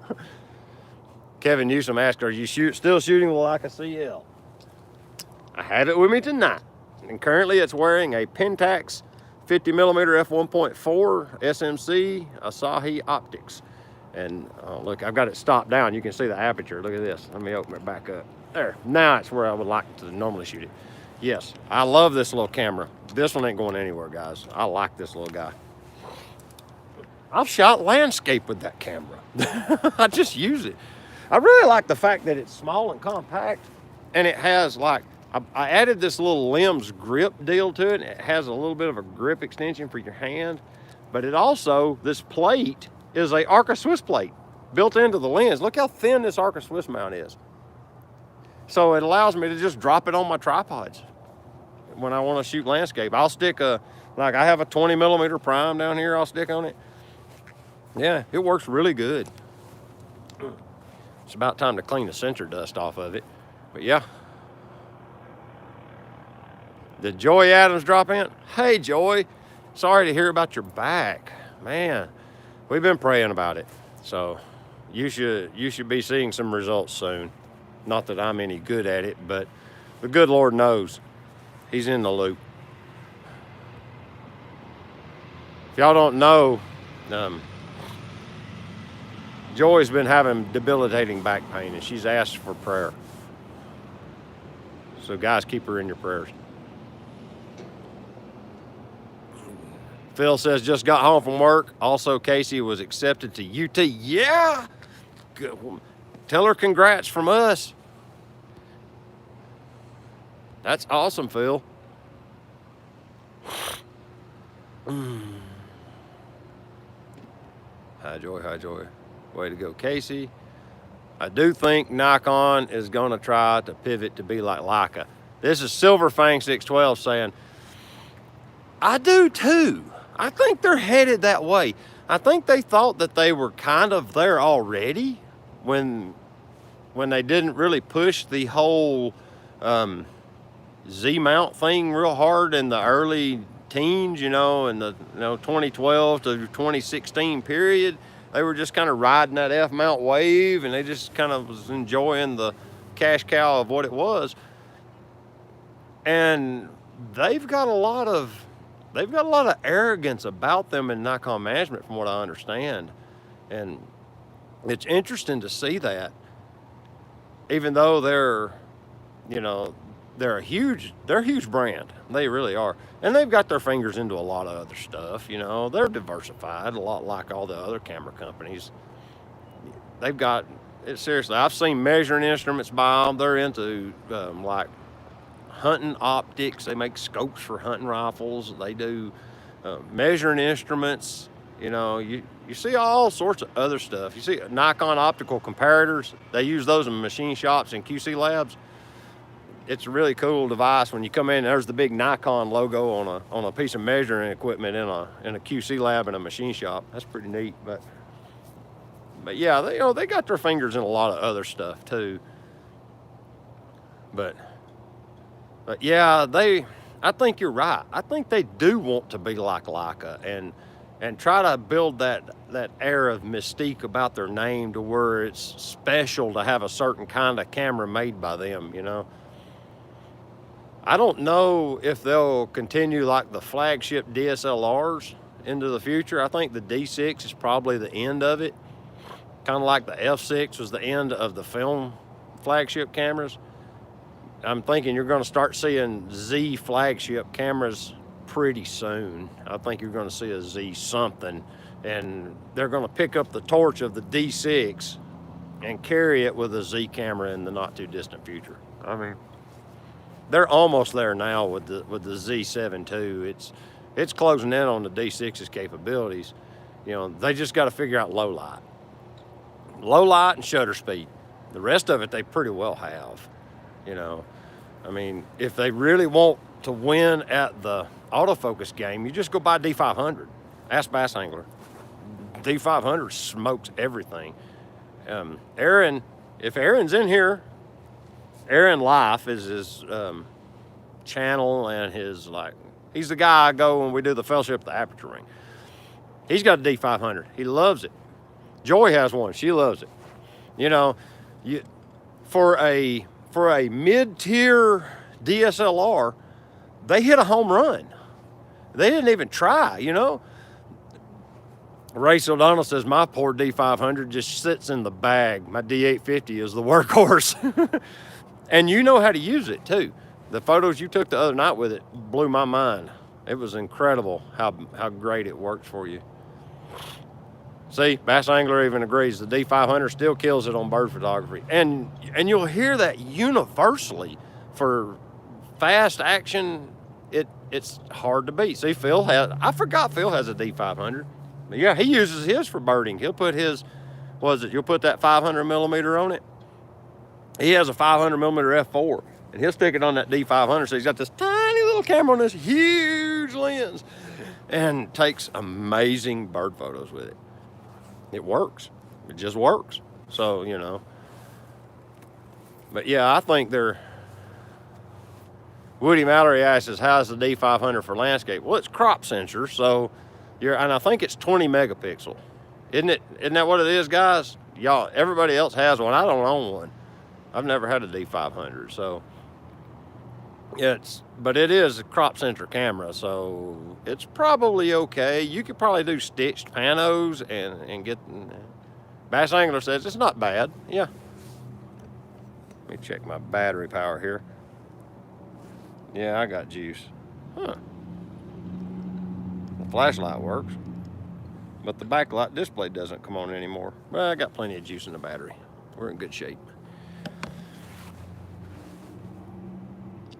Yeah, everybody says it works great. 20.9 megapixels.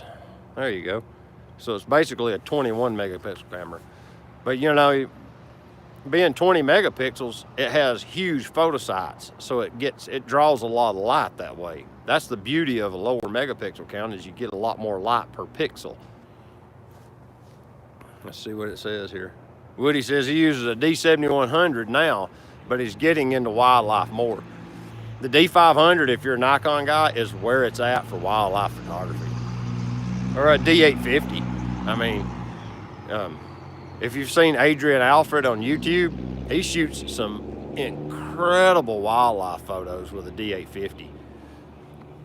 Just blows my mind what he's able to capture with a D850. It's just out of here, out of this world. But yeah, those two cameras are the magic. And if you want crop sensor, man, the D500 is what everybody uses, and for good reason. They're just that good. Let me see what I've missed. I think I'm actually caught up.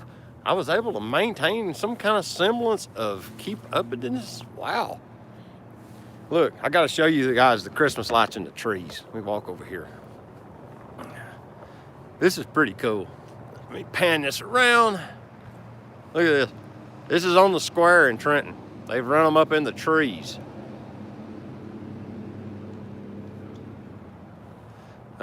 This gazebo is so well lit. But yeah, look at there. There you go. They've just got them strung in the trees out in front of in the little courtyard here. I thought that's pretty neat. Left the Leica over here by the truck. It would be worrisome if I wasn't the only guy here. Like, there's nobody else here right now. It's just me. Let's see. There's a city cop parked way over there. I think he's rattling doors. You know how you can pay them to check your door ever so often through the night and they stick business cards in it? I think that's what he's doing over there on the square. And then there's cars going up and down the highway. Yeah, that's it. Let's see. Did I miss something? Should I stream? Well, I would. I can. Let me see. Yeah. Pick up. Oh, don't want to drop the camera bag. Let's zip up the lens hole. There we go. This is what streaming from the gazebo looks like. Tripod dragging on handrail. Let's see. Ooh, it's almost overlit. Hey, look. This is Peter Gregg coming to you live from the Christmas. Wait a minute. I don't sound like Peter Gregg. All right, Woody. You got to go tell Peter I'm in the Christmas room. Very festive. Yeah, they got candlelights in the ceiling. I didn't think about that extra light spill. This is kind of funny. Yeah, you got blue over here and orange, or pink. They're red there, but they're pink on the screen.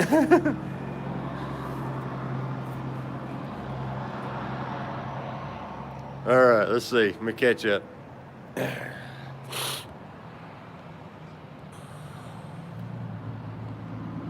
Ray Sodano says, I got the D850 with an off-brand battery grip and an off-brand battery door and battery to use the D5, D6 battery for sports. The D850 will shoot 9 frames per second. Okay, so I get, if I'm understanding you right, you're saying you got a battery grip that uses the D5 batteries because that's a much more powerful battery than the EL whatever battery. And wow, that's a good idea. I bought the Vivitar battery grip for my D810 just so I could have 2 batteries in the camera at once. You know, it gets one in the grip and one in the body with the Vivitar style grip because of the way it couples. You don't have to pull the battery out of the camera body, so you get double the battery capacity. But I didn't check to see if the frame rate went up because of it. I just liked having to not change batteries all day. With 3 batteries in my XT3, I normally don't have to change batteries. And with the D810, 2 in the camera would run all day.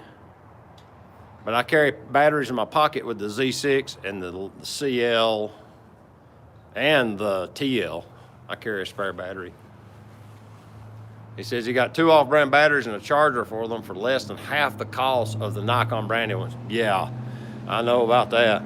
Amazon is your friend when it comes to camera batteries. I have several in there that I like a lot. Let me back up before I lose it. There's stuff going on here. The D850 and the D500 both have the exact same pixel pitch. That's interesting. I didn't know that. Thank you guys. Should have started the stream from the gazebo is what Woody said. Larry said, get the Nikon FG for 60 bucks on eBay for a great landscape camera. Cool. That's interesting. Kevin Newsom says, that's because it's freezing. I came late. Did Measure Sailors put you out in the cold? Maybe. Very festive. Silver Fang said, hey man, let me say that your video saying just shoot ended up buying a Sony NEX 5N for $80 and now shoot mostly manual to see what I can do. Dude, awesome. The NEXs are like the predecessor to the Sony A5000s, if I remember right. And they're little compact cameras and they're really nice little cameras. Do they use the A mount or the E mount? They got detachable lenses? I don't remember. He'll email him. Right, yeah.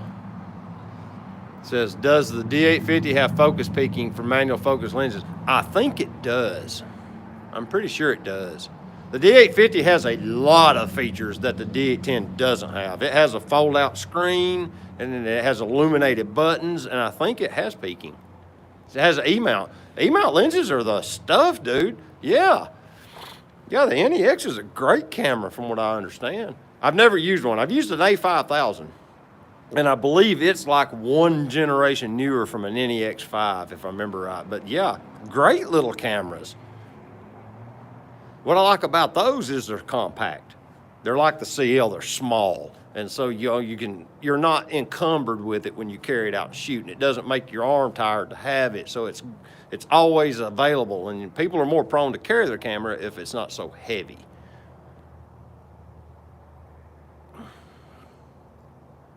Phil said his Yashica Yashinon 50mm f1.7 arrived. He says, I like it so far. Thanks, Cuban Rum. Oh. I think I've contacted everybody now. I think I've read everything.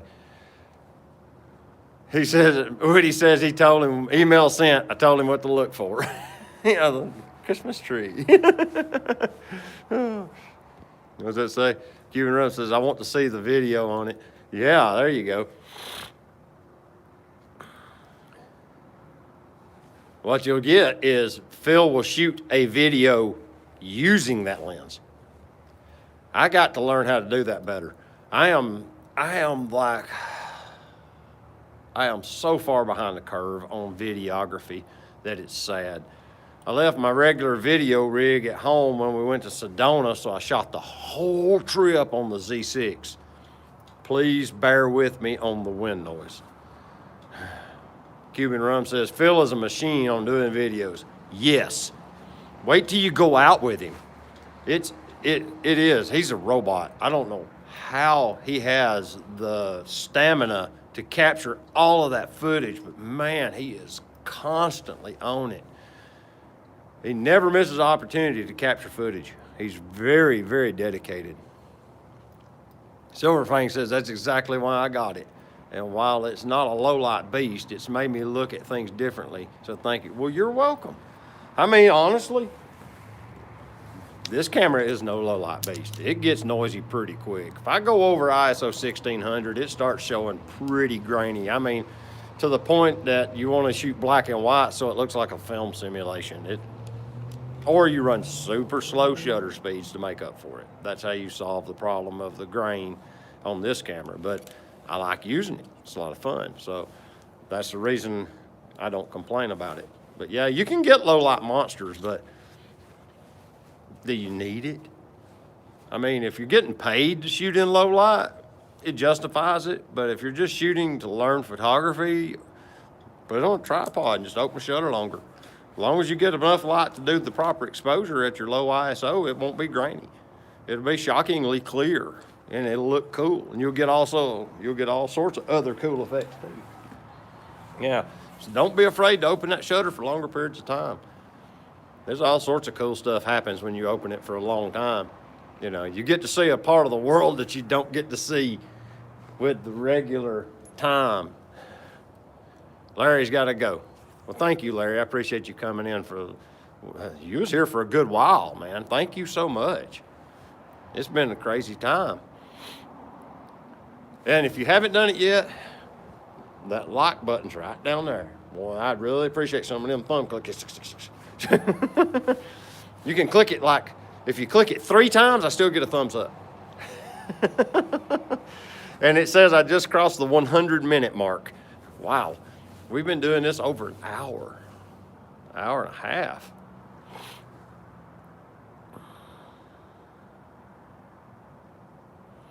ADVR, which Adrian says, he says, yeah, he's noticed that most people that buy a camera for low light don't go over ISO 1000. Yeah, because no matter what camera it is, they start getting grainy, especially if you're looking for fine detail in the photos.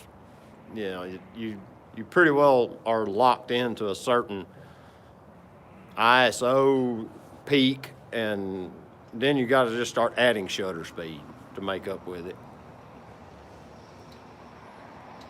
Let's see what we got here. We'll be back. Thank you, Larry. Have a good evening. There. Silverfang said, oh, that's just my other camera. Mine is actually a D7200. Nice. The D7200 is a monster. All them D7000 family cameras are amazing machines. Bass Angler shot his till he killed it. Blue Newt says, you look a bit chilled sitting in front of a wood stove. That ain't nice. Oh, let's see here. Bass Angler said he's good to ISO 6400. Huh. Carmen Taverna, hey David, if I was making a video like yours here in Manhattan, not only would my camera get stolen, but that Christmas tree would be stolen too. It'd be all gone.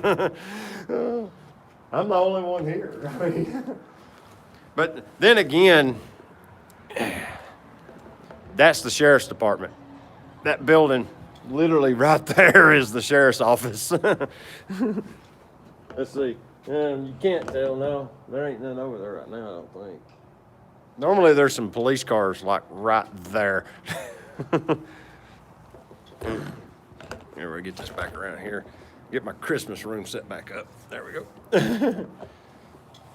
Let's see. All right. Joy says her second camera is a D7500. Ooh, ISO 32,000? Wow.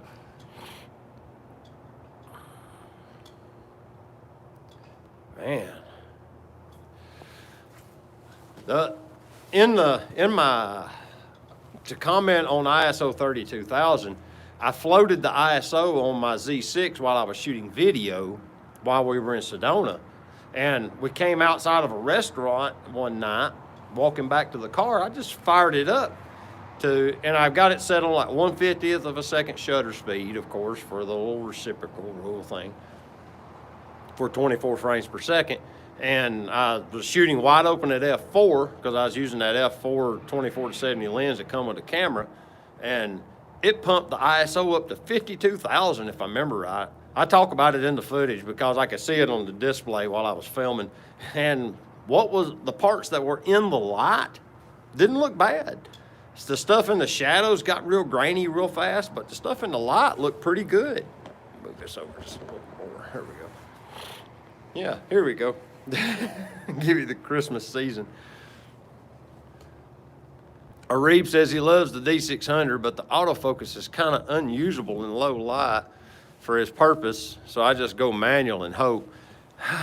That's the drawback to a DSLR, is especially one of the ones that doesn't have like a good display and focus peaking in it like a D850 has, is you're kind of limited.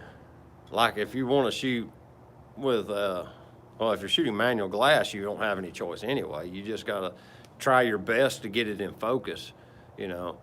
And the D810 has good low light focusing, but it struggles with telephoto lenses. It'll miss a good bit. People talk about how great the D810 focus was in low light. It'll focus pretty dim. Like, you've seen YouTube videos about it where like they were almost in the dark and getting focused, but they were also using a 24-70 f2.8, shooting wide open at 24 millimeters, or shooting at 70 millimeters at f2.8. They were shooting wide open to give the camera as much chance to succeed as possible. If you stopped it down to f8 or f11, it wouldn't have enough light to work. And like if you shoot on my D810, I can run the f1.4 teleconverter, the f-mount 1.4 teleconverter on the 2-500, which is an f5.6 lens, and it makes it f8. And it'll autofocus in daylight. It autofocuses just fine. But if I put it on the Z6, it can't figure it out. It's too dark. It needs more light. So, there's problems there. The autofocus situation is a problem. Oh, Bass Angler says, now you got to sing. Because Peter Gregg sings, and he can sing good. See, that's the difference. I can't sing good. Kevin Newsom, he says, I've shot rock bands in clubs with the Z7 and the kit Z-mount 24-70 f4 at ISO 8 and 10,000 and cleaned the noise in Lightroom. They bought the images. Wow. So, well, now Lightroom has an uncanny denoise function. They've got Lightroom. I gotta give Adobe credit with Lightroom.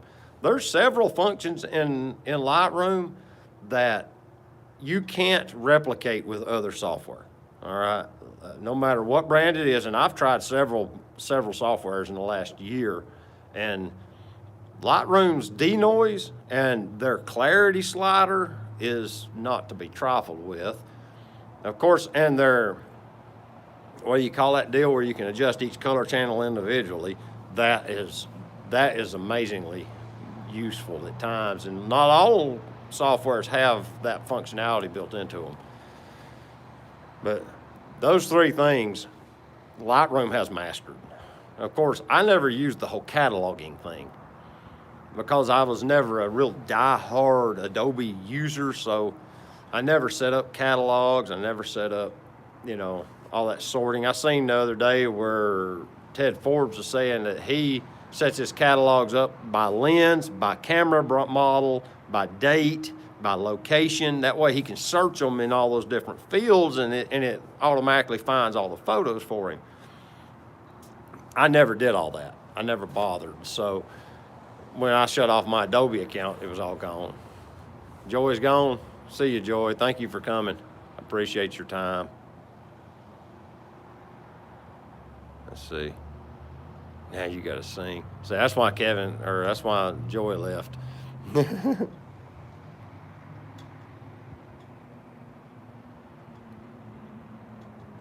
You need the new f2.8 version of that lens. Thank you, Joy. I appreciate it.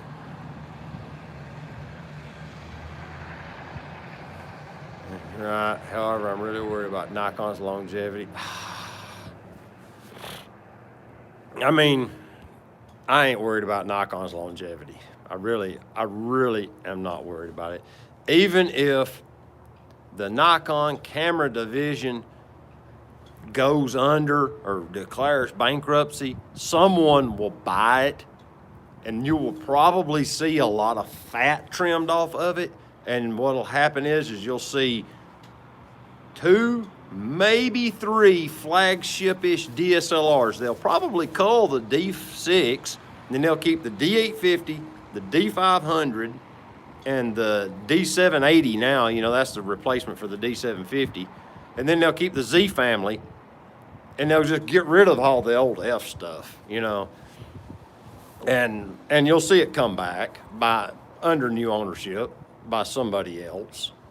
That's probably what's going to happen, because that's what happened to Olympus, and they'll keep the profitable pieces and they'll cull the unprofitable ones, you know. But I think if it goes that way, that's how it'll happen. It just won't vanish. I don't see that happening. There's too much. There's Randy Boxnick. How you doing, Randy? Thank you. He's got a D500 too. See, they sell their camera division is profitable. I'm sure of it. They just have to get the system under control to where they're making a profit.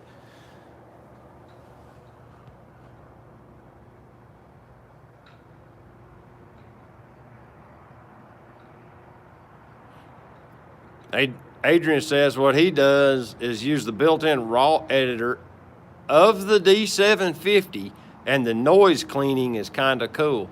So he's using the RAW editor in the camera to get rid of noise. Silver Fang's gone too?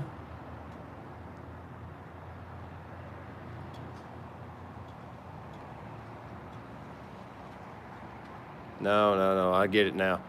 She's just saying goodnight. Sing, David, the acoustic sounds good. La, la, la, la, la. There, that's all I got. I don't know how to sing, guys.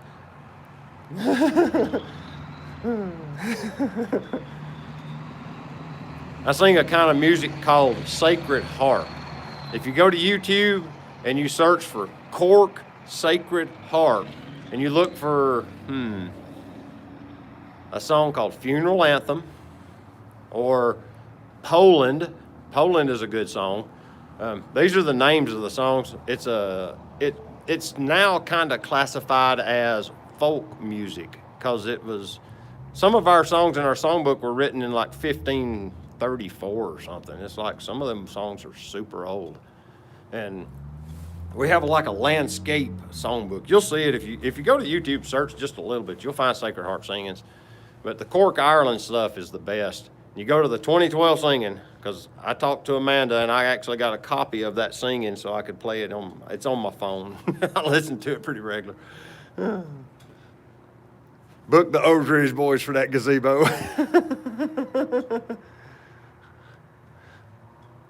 Phil says he's seen a video of me leading a singing.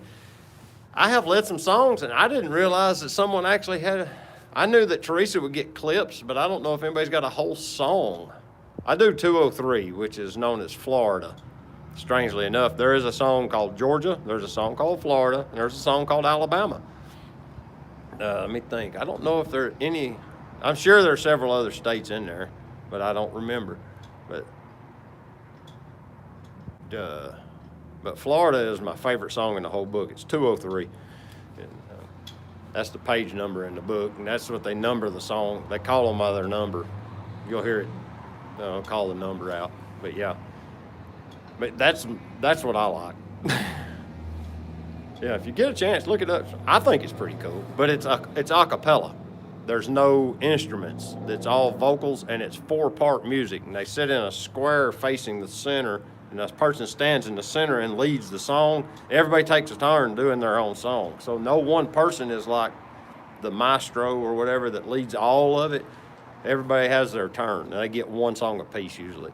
If it's a small singing and you get around, as they say, and everybody has a turn, a lot of times they'll go around again. You'll get to do 2. But last year they shut down singings because of the Rona, and the last one I got to go to was in March. We went up to the Missouri Convention, and it was a 2-day singing, and that was the last one I got to go to, which was sad. Tobias is here. Tobias Reese. Hey, how you doing? Thank you for stopping in. Nice. We've just been chatting about cameras all night. Hey, like my festive, and I had to sing. I sung like Peter Gregg. Not as good as Peter Gregg, mind you, but I tried. Oh. But yeah, We're at the gazebo in Trenton because I have decent internet signal here. Have my Christmas room. Yeah. Oh, and I've got my nice warm coat. I have to go outside to get like decent sound. But yeah, I was down on the sidewalk and the guys talked me into coming up onto the gazebo. Since there's nobody here, it's like, why not? He says, I'll have to rewind this and rewatch this later, see what is missed. Dude, I'm an hour and 15 minutes in. No, it's 115 minutes. I like 6 minutes hitting 2 hours. Guys, that's awesome. Let me see. I really need to, I can't see it. I bet that's Teresa texting me. We'll go to 2 hours, then I'm gonna have to shut it down, guys. Oh, wow. Yeah, Georgia. Yes, sir. I'm in Trenton, Georgia. But I'm right on the state line. Like, literally, that way about, I think it's 8 miles, maybe 11, is Tennessee. It's just right up there. Huh, what kind of battery is in that thing? This kind of battery. And I'm down to 53%.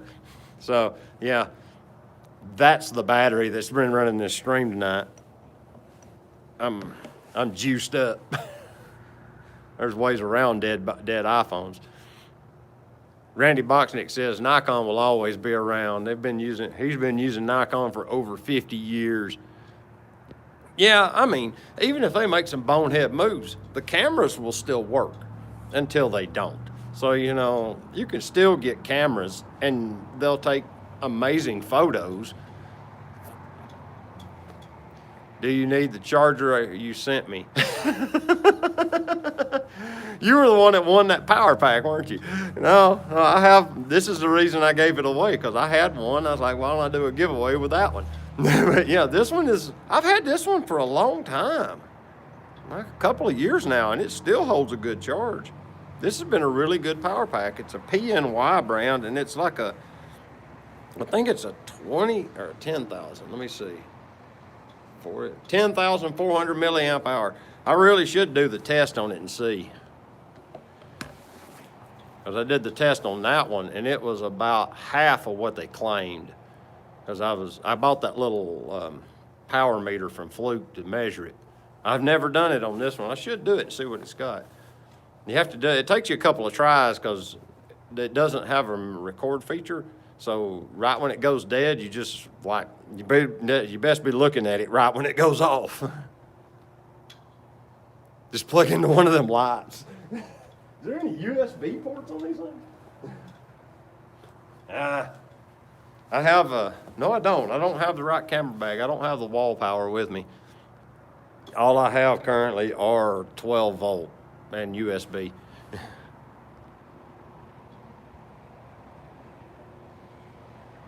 Tobias says he still have and actually shot a scene with a Nikon D5200 just this evening. Don't let gear hold you back. There you go, right there. And I have taken photos. I have done product photos with a D40. And it took really good product photos. Done a bunch of them with it, actually. I used that camera for a long time with a vintage 105 f2.8 micro Nikkor, the 105 I think it's f2.8 macro lens, manually focusing it. And it takes, it's phenomenal. Yeah, so you don't have to spend a lot of money to get good results. That's a good point. There we go. Randy said hi to Phil. But yeah, I mean, that's what I had came out to chat about tonight was just camera gear. Adrian makes a good point. Phones are good enough today. For a lot of photography, they are. They really are. You can take really good snapshots with a smartphone. And I mean, they'll print 8x10 just fine. It's shocking how good they'll print now.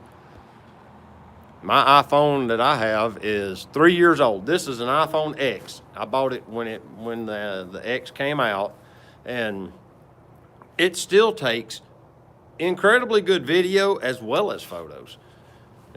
Very good. It does need some light. That's the problem with an iPhone, is if you don't have good light, it starts doing weird stuff to the picture because the AI is trying to fill in the gaps, and it'll start making the picture look wonky. But Kevin Newsom says he sold some prints this year to a doctor's office shot with a D200. D200 is a phenomenal camera. I liked it. I like the D200 a lot. It's got a good feel to it even. It's got some heft, but it's not so heavy that it kills you. It's a great camera.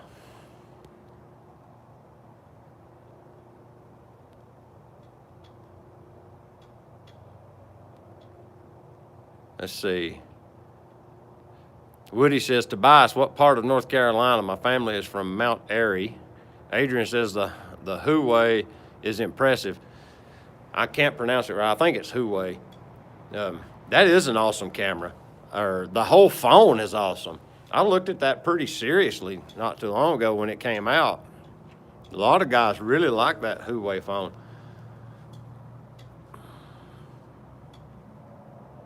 Tobias says, cool, yeah, he loves his gear and all about some vintage lens setups. Randy Hayfield. Adrian says the Mate 30 and the Mate 40, for example. See, I don't know what those are. I don't want to sound like an elitist, but ever since I started using smartphones, I've had iPhones. And it's kind of one of them deals where it's kind of like a big camera company. Once they get you into the system, it's so inconvenient to get out of the system that you just stay in it. And for me, I'm not real techie, so I don't want to be techie with the phone. Like, I don't want to fool with the background and doing stuff to it. I just want it to work. I want to use it and it work. And the iPhone just does that. I have very little trouble with app crashes. They do crash from time to time. It happens. I mean, it's software. It's gonna happen some, but it's very rare, pretty rare. And it does everything that I pretty much want them to do. I have had to hunt apps from time to time that would get me the functionality I want, and there's some things that it just absolutely won't do. But as far as like what I'm doing right now, it works great. And I'm using the front camera. This is not even the good back camera. The camera on the back is 3 times the camera as the front camera. But yeah, I like iPhones just because they just work, you know. They do rule their OS with an iron fist. That's the drawback, you know.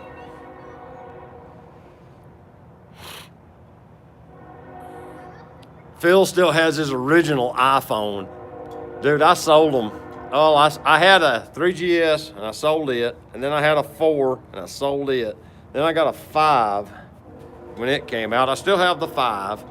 I gave Sierra my 6 when hers died. I had a 6 plus. I had the big 6. So I gave it to her and I kept it till I got this X. So I've had 5 iPhones since they came out. I normally skipped every other year, but except the 3GS to the 4, I wanted the 4 real bad. And that was kind of a dumb thing. Remember the train? But the X, I've used it for 3 years. I did a battery health check the other day, and it's like at 87%. 3 years later, I ain't got any reason to upgrade now. I'm gonna just keep using this one. Kevin Newsom says he misses his flip phone. Dude, I'll tell you, I miss my Motorola Razr. You remember them? I had one of them. That was a cool phone. Let me see. Woody still says he still has his flip phone.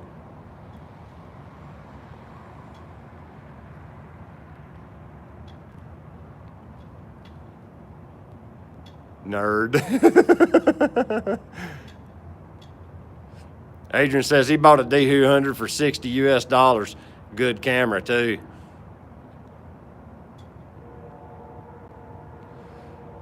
Tobias says I'm in Mebane, which is between Greensboro and Raleigh. Okay. Yeah, nerd. That's his original album.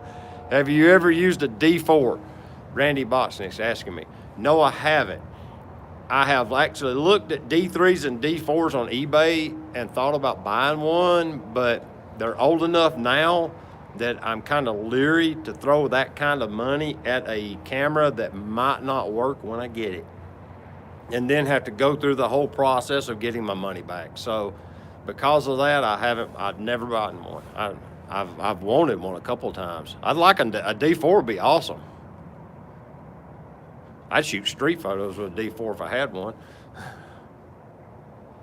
Okay, Silver Fang says, so what app are you using to live stream to us? The YouTube app. The regular YouTube app.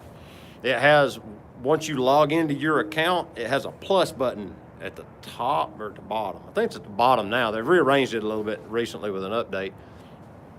You hit that plus button and it says upload video, upload or create post, or go live. You just hit go live and it fills in a few check boxes, and then you're live streaming that quick.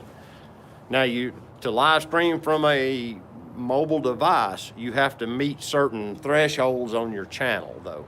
And I don't remember the exact rules. I think you had to have 1,000 subscribers for it to enable live streaming. 750 or something. There was a threshold, and when I got to that point, it bragged about it and let me know. And if you look at like my very first live stream or two, I done them with a MacBook because I didn't have enough subscribers to have the privilege to do it from my phone. But yeah, it's not a big threshold, but you got to have so many subscribers first. I think that's the threshold. Let's see.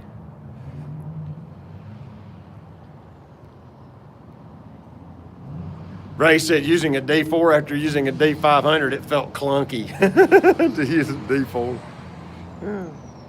Mebane, haha, small town. Yeah, I learned that is what I like most. D4 is massive, Cuban Rum says. Say hey to Goober, is what Woody Mallory said. Tobias says he works between North Carolina and Austin, Texas on various film projects. Interesting. Tobias asks, cool, David, are you going to do this on a scheduled basis? I'm going to try. My plan is to try and stream every other week. If I can, if you guys want to stream every week, I will give it a shot. What did I hear beep?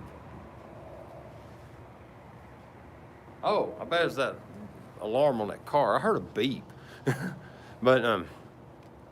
But for right now, I'm going to try every other week and see how that goes for the time being. There might be a little hiccup or two through the holidays because of that, but it being the holidays are falling at the end of the week this year, and I'm doing this at the beginning. So if it all works out, I want to do this for a while.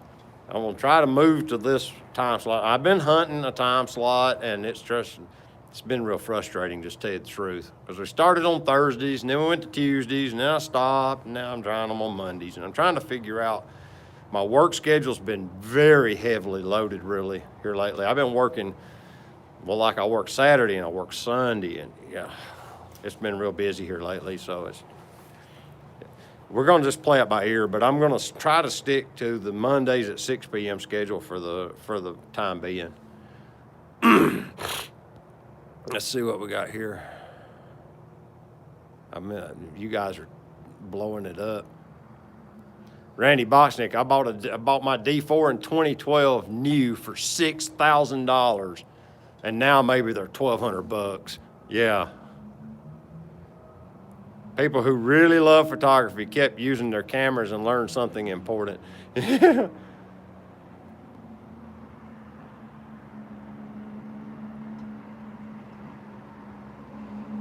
Adrian said, actually, that moved me to my photo book.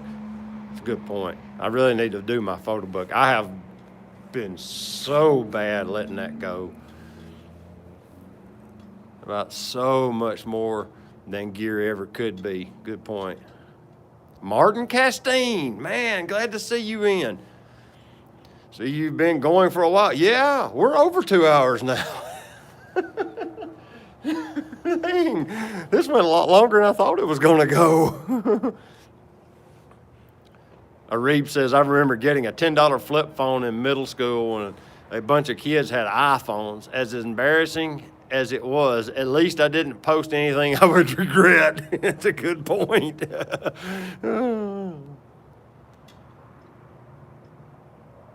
Tobias says, speaking of clunky, that is how it is when I go between Fuji and Nikon.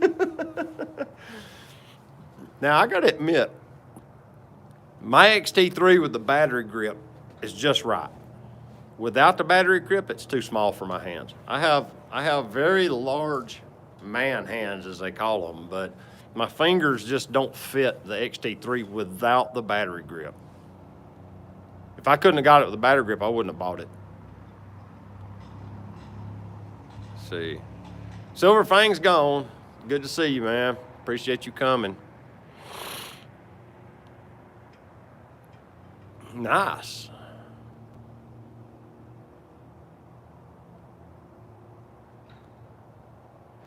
That's a good point. Woody, I'll do that. I'll try to do an email and see if it'll let me and it not go to spam or something because I put too many addresses in the title block. Thanks for the point. Today I posted it on the YouTube channel and on the Facebook group, and that was the only places I could think of to put it, but I'll try that. Tobias says, I have small hands and the Pen XT model Fujis and the OM10s fit me perfectly. Yeah, I tried shooting without the battery grip some. My daughter Sierra used the XT3 without the grip on it, and she liked it. She said it was perfect for her at that size.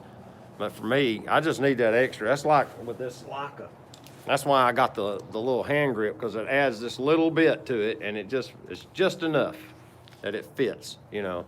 And it gives me that little bit extra purchase I want to take up that space.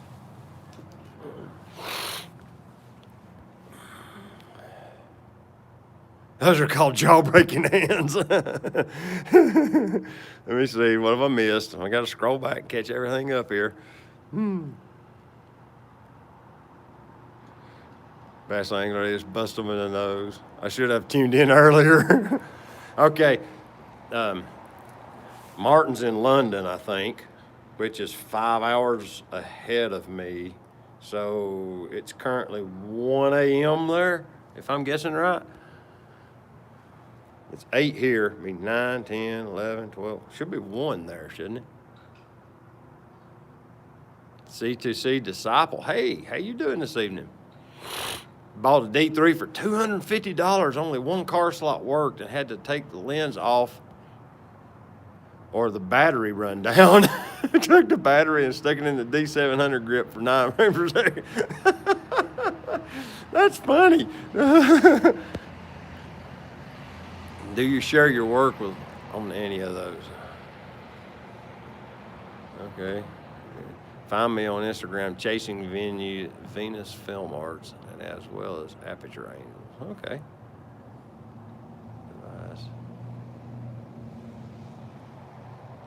I had the same issue with the XT1, too small without the grip. Yeah.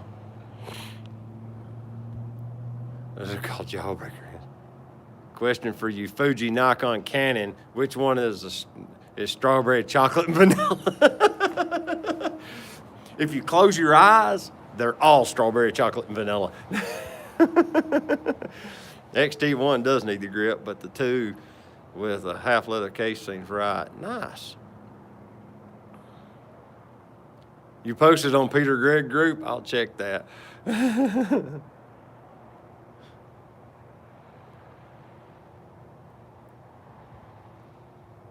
I posted on the Facebook group about this stream, if that's what you're meaning.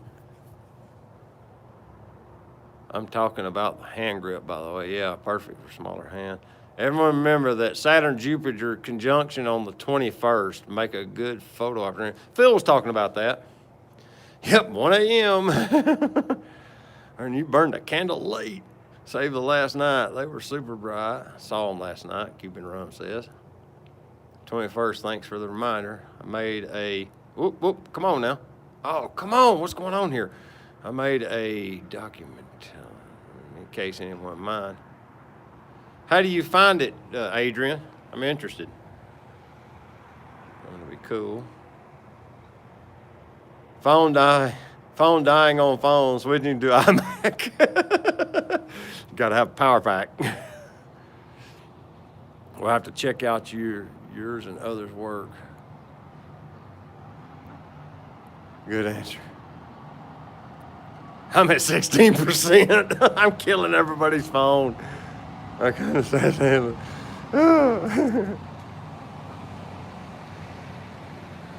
Peter Gregg Facebook group. Okay, so I didn't know he had a Facebook group.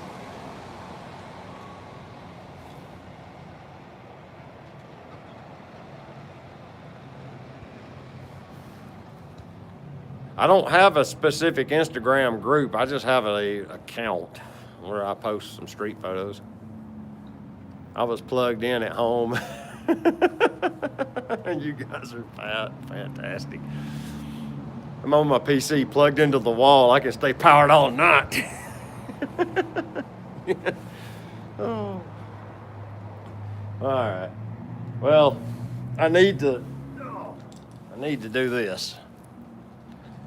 What this is this is a piece of photographic equipment, okay? No better and no worse than the one that you have sitting in front of you on the other side of this smart device. The only thing preventing it from taking amazing photos is the loose nut behind the lens. Get your camera out, go take a picture with it, all right, guys? So I'm gonna have to sign off. I've been standing here for 136 minutes is what it says on the counter right now. And I know Teresa has been kind of low-key texting me, wanting to know when I'm gonna come home and eat supper. So I really appreciate it, guys. Thank you so much. I've had so much fun tonight. And unless, barring anything extreme, I'll post about it. I don't know if it's going to be next Monday or 2 weeks from Monday. Maybe I'll do this every week. We'll see. And I'm going to try to do it from a different place every week. But, man, this has got some good light. And if it's raining, I can be in the dry. So, I mean, we'll see. But, yeah, until next time, get your camera out and go take a picture with it, all right? We'll see y'all later. I appreciate it.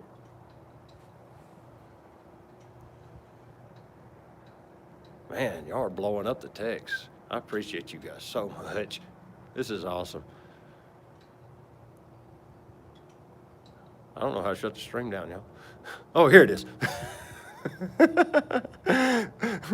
5150. Come on. All right, we got to let Bass Angler say 5150 before I shut down the stream. Come on, Bass Angler. There you go. And that's saved in the comments. We'll see y'all later. Good night.